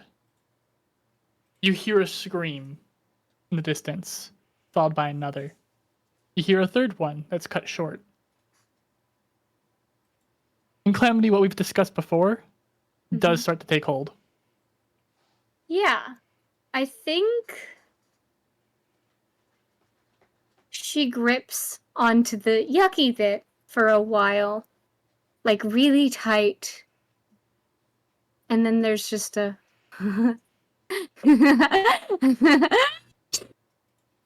insane laughter. My mic cut out. She fully drops it, and she shoots up into the air, and she is outie. Oh. Bye! She doesn't say that, but I say that. I think at Calamity dropping the yucky bit, Eugene's gonna float over and grab it. Go, "That's probably something we're gonna have to deal with. Come on, guys, let's go." And Fog's gone. Yeah. He immediately books it. Yeah. Quickly leaving this underground area, you come out into complete chaos. The moon shines with a blood-red light and fills the revelers around you with the urge to laugh, smash things, and run wild. The stars above twinkle like thousands of eyes, all staring down with malice. Shadows stretch deeper and wider across the tents and stalls, and all the fabric now looks ruined and rotten. Screams and cruel laughter ring out all around. Fights break out amid the pandemonium. The group of revelers scatters as a thrall in their midst arches and twists as if undergoing a painful transformation. Laughter bursts out from the thrall, the red nose on their face swelling bigger as they leap after one of the revelers who is just in their numbers. You see the reveler disappear under the weight of this person, followed by viscera filling the air. Marionettes attempt to step between fighting revelers, to no avail, sending the marionettes flying and scattered and breaking. Over the decaying tents and buildings, many-limbed features move fast and silent, silhouetted against the red sky. Their movements suggest they are searching for something or someone. And that's where we're going to stop tonight. All right. Shit just got real eldritch up in here. All right, guys. This has been Rolebold D&D. I am Dokuro Jim. These are my friends. Thank you for coming out. Once again, Rolebold D&D is brought to you by the Patreon, by Dubby Energy, by Player One Coffee, and by viewers like you. Thank you. And once again, I would like to say this episode dedicated to GZ22 or 20? GZ20. Yes, GZ20. I'll go look at your name and add it to the comments. Anyway, I know you're watching. I hope you like it. You guys have a good night. I know that we will. Yeah. So unless, Jask, you got anything else to say before I cut it there? No, that's all. All right. Well, we'll see you guys later. Goodbye.